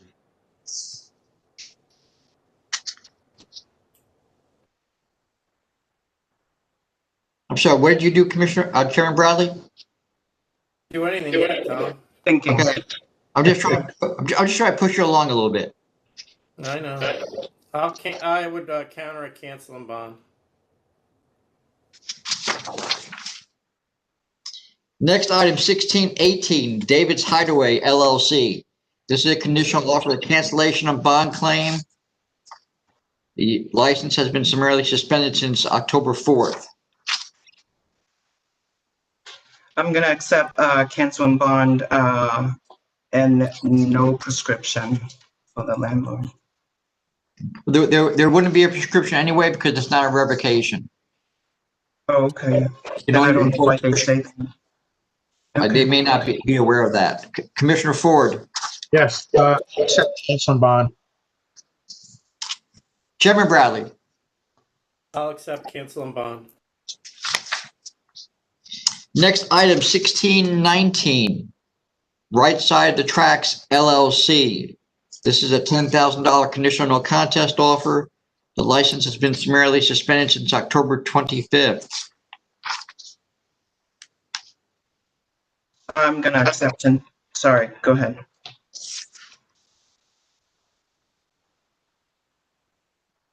Was someone gonna say something? Get counsel or chairman, were you gonna offer any background? No, I wasn't, no. I think it's self-explanatory unless Gary has something to say. Counsel, you're muted. Distracted for a moment. Which case are we on? This is 1619. Yes, it's a executive order case that led to a summary suspension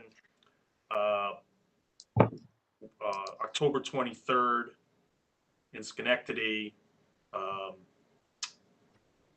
The conduct involved essentially not adhering to the social distancing and seated drinking requirements. $10,000 cash offer.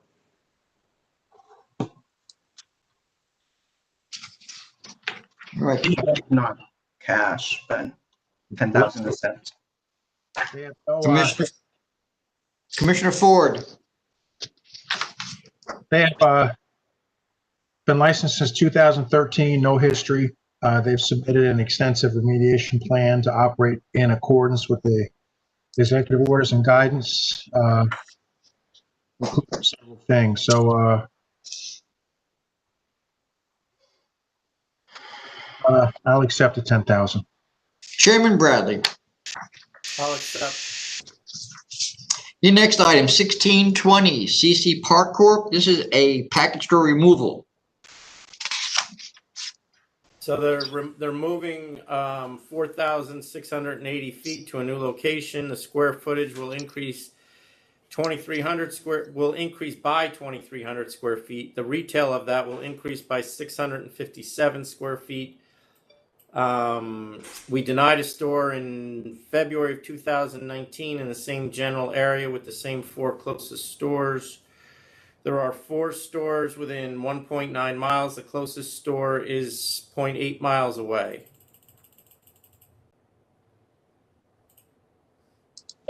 All right, with that, Commissioner Fan.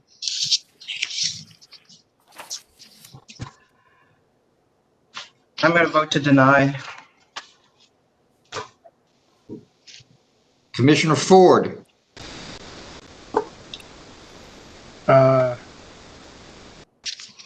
I believe, contrary to what was stated, that there wasn't opposition, that there is opposition from one store.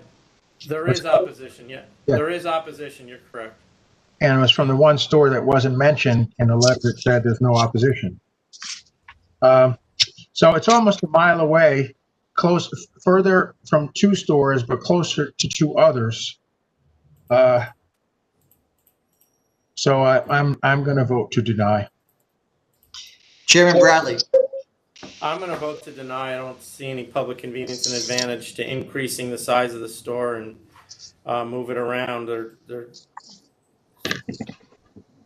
I just don't see the additional need at this time, so I'm voting to deny. All right, the next item, 1621, Brentwood Liquor and Wine, Inc. This is a new package store application. The Suffolk County package store, 1,283 square feet, 870 of that will be retail, 1 employee, principal to manage. Principal has no experience. There are 2 protests. There are 7 stores within 1.7 miles.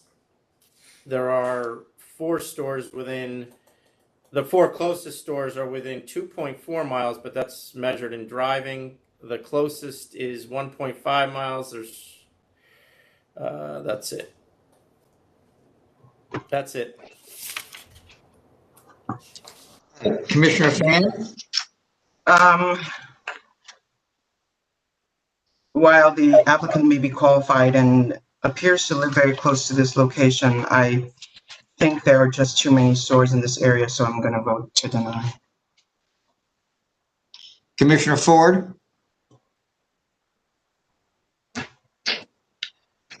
I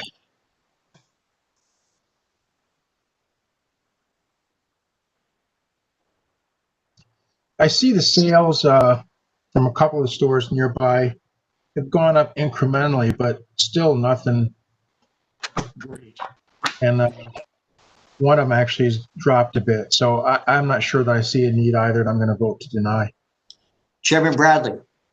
I'm going to vote to deny. There is clearly a significant amount of liquor stores within this area, which is a driving area. The population is stagnant, and they have not indicated they're offering anything new and different that the other stores don't already offer.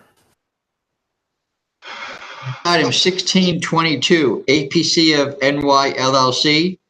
This is a new on-premises liquor license application. This is a 500-foot law case. It's a restaurant with 9 employees, manager to be hired. It'll have recorded background music only, no security. The community board has stipulations. There are 9 other establishments within 500 feet. There is a petition from residents of the building this place will be in that are supporting it. The ALJ once again says that there is not public interest. I believe that's because of the public interest statement that was submitted that was basically doing non-specific answers to questions that demanded specific answers. This is really a high-end restaurant, French restaurant. In my opinion, should not be a problem. Yes, the ALJ's decision focused on the manager and the manager's relative experience, which I guess she would have wanted more information on. We now have that information in the supplemental. The manager is actually the prior owner of this location who owned and operated it for 20 years and closed in 2017. I don't think there's any concern about the experience here. Commissioner Fan, I am going to vote to approve midnight across the board and the remainder of the method of operation as proposed by the applicant.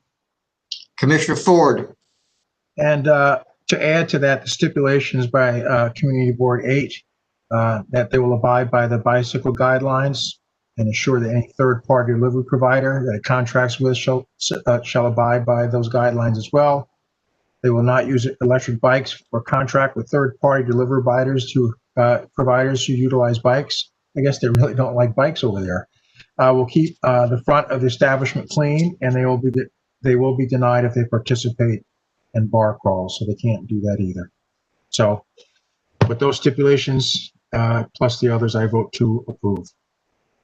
Commissioner Fan, are you adding in the community board stipulations? Yes, please. Chairman Bradley, I'll vote to approve with the stipulations. the next item, 1623, 9463 Corp. This is another package for removal. This is a removal from a store on 2nd Avenue up to 3rd Avenue. The new store will be 365 square feet larger. There are 10 stores within 0.44 miles. None of the 4 closest stores are the same except for one. The closest store is there are 2 within 0.2 miles, and there are 7 within 0.3 miles. We disapproved stores in this general area recently in April of 2019, May of 2019, and July of 2019. I don't know why he's moving. I don't know if it's stated.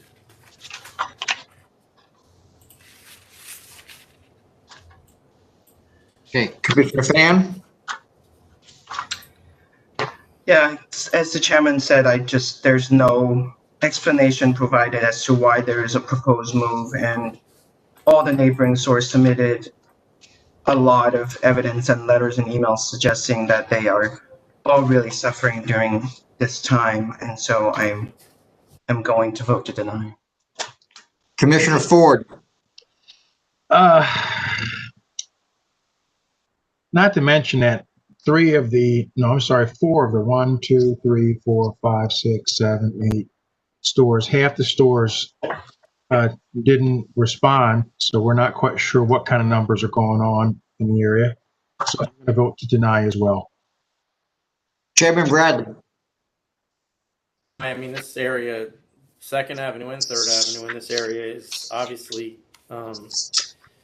saturated with liquor stores, and just moving one around will completely knock off the entire balance of what appears to be a pretty stable market. And as Commissioner Fan pointed out, the COVID in this area is clearly hurting the liquor stores with the exodus of people from particularly Manhattan.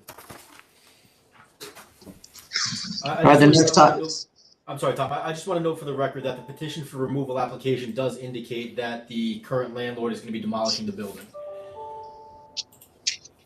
Okay. All right, the next item, 1624. We're just back. Is that going to alter anyone's vote? No. Not at this point. No. All right. Commissioner, next item, 1624. New Valley Enterprise, Inc. This is a new package store license application.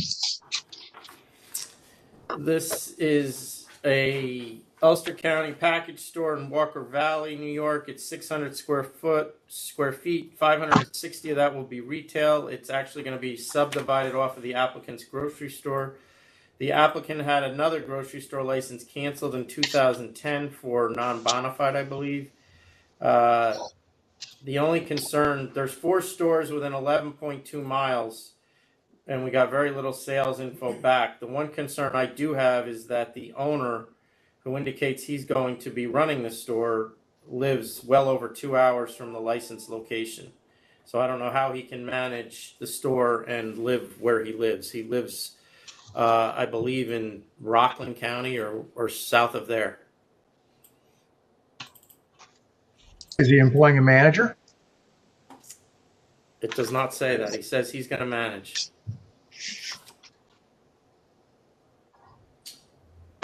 All right. Commissioner Fan? I'm sorry, can I just have a minute? Sure.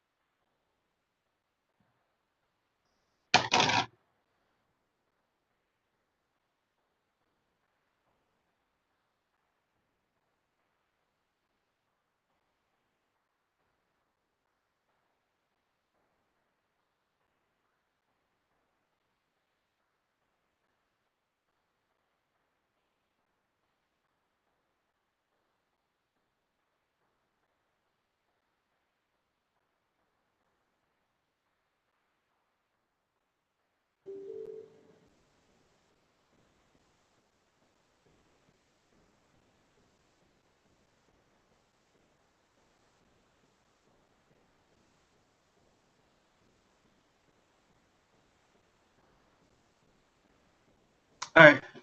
Sorry about that. All right then. Commissioner Fan, are you ready to vote on this matter? Yes, given that the coastal store is 5 miles away, I'm going to vote to approve. Commissioner Ford? Yeah, just looking where it is, I vote to approve as well. Chairman Bradley?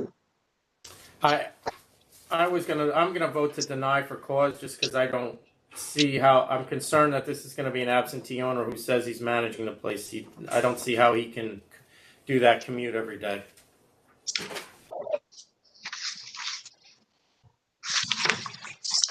Next item, 1625, Core Concepts, Inc. This is a I'm sorry, 2500 Chair. Can I just go back for a second, Chairman? From New City to Walker Valley is 1 hour. Do you have a belief that it's something else? I know where Walker Valley is, and it's longer than an hour from. I live relatively close to Walker Valley, and I know it's more than an hour from there to New City, for me. It looks, by the way, But like it doesn't matter. It was approved anyway. it looks, by the way, like this guy has other licenses and other businesses in Sullivan County and Ulster County, or at least had, all while he lived at that address. Okay. So, All right, it's approved anyway. It's fine. Okay, no, I just wanted to understand. All right, thank you. Are we still good with that? Yes. Yes. All right, then. We're back to 1625, Core Concepts, Inc., $2,500 CNC. 2,500 accept. Commissioner Ford, 2,500 accept. Chairman Bradley. Accept. Next item, 1626, Codfish LLC. This is a conditional offer of $1,500. 1,500 accept. Commissioner Ford, 1,500 accept. Chairman Bradley. Accept. Next item, 1627. This is Anita Forever LLC. It's a request to extend the deadline to meet the conditional approvals. I will extend the conditional approval to May 7, 2021. I as well. Chairman Bradley. I'll extend the approval as well. Final? Yes. Yes. Next item, 1628, Capital District Celtic Cultural Association, Inc. This is a $10,000 conditional offer. The licensee was summarily suspended back on October 18th.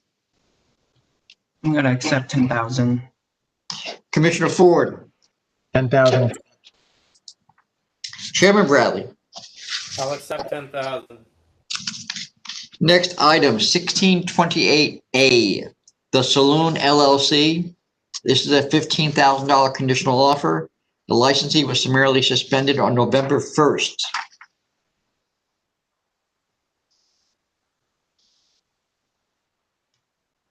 yeah, for the record, this is a October 30th incident where 20 to 25 people were standing and consuming alcohol.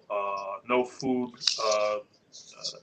had been served, and the location had been warned previously due to complaints about CO violations.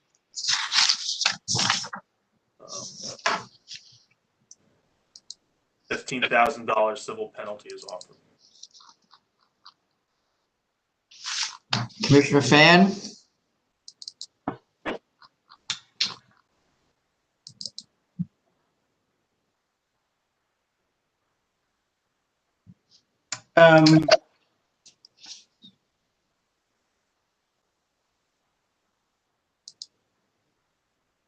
I'll accept. Commissioner Ford, Investigators were there twice in one night, weren't they? I mean, they've originally observed 20 to 25 patrons standing around. They came back later, observed 60 to 65. So, according to my notes from the Yeah, I think that's correct. My apologies for not making that clear. I will accept 15,000. Chairman Bradley. I'll accept. Commissioner Fan, did you accept? I'm sorry, I was thinking at the time when you were speaking. Yes, I accepted 15,000. Thank you. The next item, 1628B and C. This is Green 84 LLC. This is a conditional offer of $30,000. The license was summarily suspended on October 25th. And Chairman, you're recused from this matter. Okay. We have two proceedings here, but they cover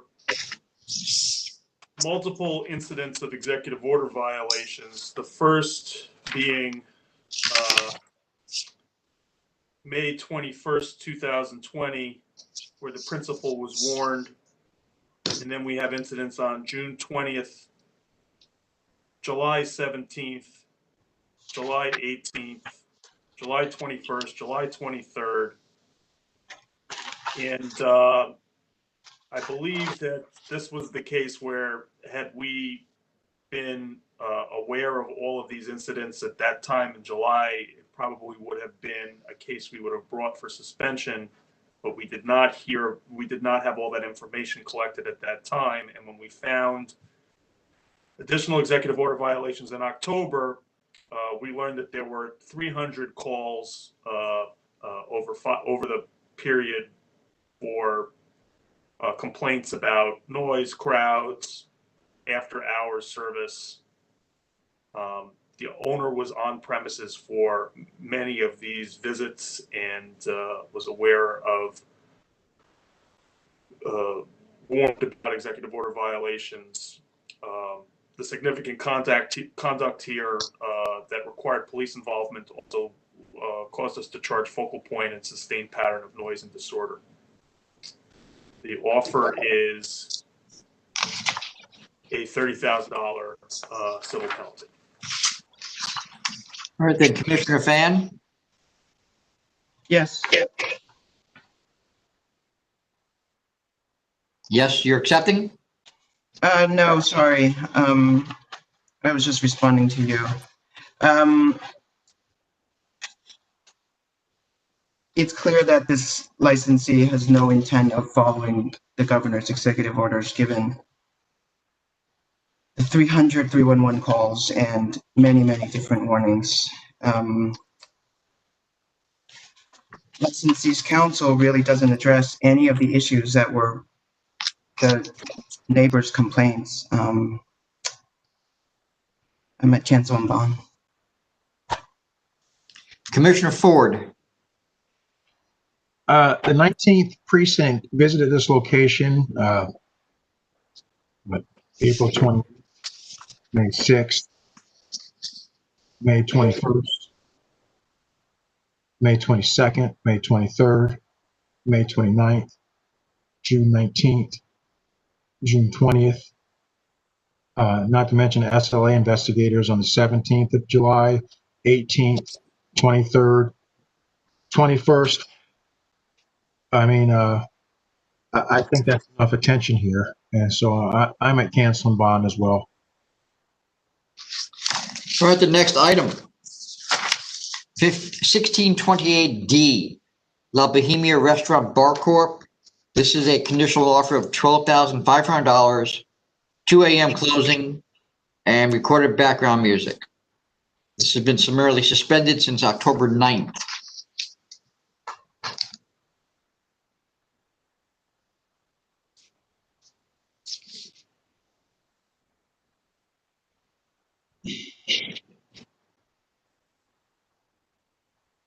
$1628D, right, Tom? Yes. 13 charges, executive order violations, smoking on the premise, which was hookah, but the hookah is not permitted in Westchester County. Occupancy signs, security guard problems, 91 people inside, shoulder to shoulder, at a certain time when 49 was the max. The licensee in his submission with the CNC offer claims that he was not aware of the limitations, whatever that means. Which is inconsistent with what information we have from the police department, because they indicated they warned them prior to the visits. Right. It was a $12,500 offer.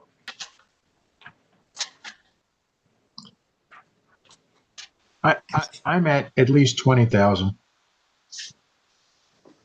Counter. I mean,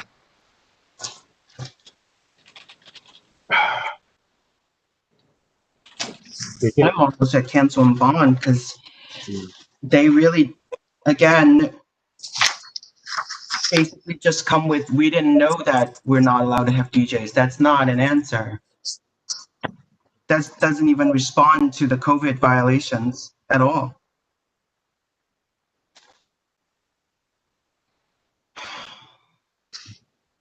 true.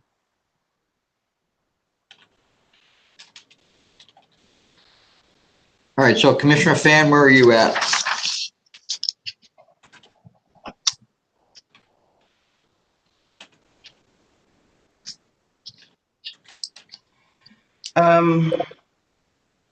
I'll go to 20. And the other conditions? Yes. Commissioner Ford, Well, I don't know why they said 2 a.m. It's not. It's 12:30, right? yeah, it's Westchester County, Chester County, yeah. which I believe is 4 a.m. right now. Yeah, they probably have 4 right now, so they're looking to throw something at us, but I don't know that it's enough.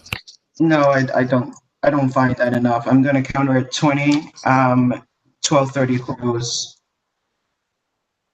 Recorded music only. Commissioner Ford, I'll do the same. Chairman Bradley. I will do the same as well. The next items I have 1628F, G, H, I, J, and K. Restaurant De La Mora, Inc.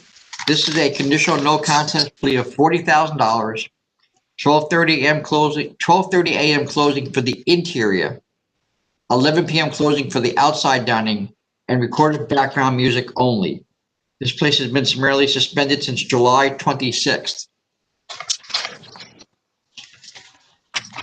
Yes, we have 6 proceedings. 1, 2, 3, 7, 9, 13, 17. Over 20 charges, covering at least 7 separate incidents. I'm sorry, 6 separate incidents of executive order violations. We also have predating COVID charges in August 2019 for a noise, a disorderly on October 2nd, 2019 for assault inside the location. I call the police. An unlimited drinks charge from February of 2020. The first charges for inside service in violation of the governor and mayor's orders were in May of 2020. The notice of pleading went out on June 1st and was out before the second and the third and the fourth and the fifth violations and the sixth. The licensee already has $27,000 in fines based on conduct in 6 cases in the past 4 years. All right, Commissioner Fan. I'm going. To add, they've also paid $27K in fines in the last several years. Yeah, since 2000. Commissioner Fan.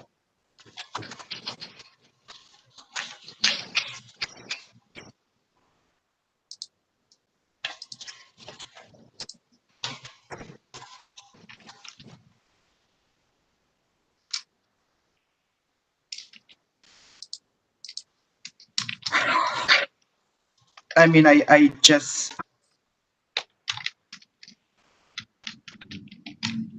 I'm going to trust this lawyer and this licensee just because they've provided substantial information in their letters that suggests that they're going to try something else at this point. So I'm going to support that effort. I'm going to accept 40,000 background music, 12:30 close. And all the other conditions, right? Yes. Commissioner Ford.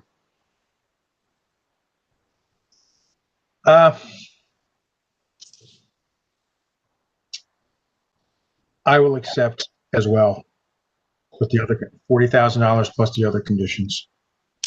Chairman Bradley. I'm at cancel and bond. All right, with that, I have no other items. Chairman, do you have anything else for today's meeting?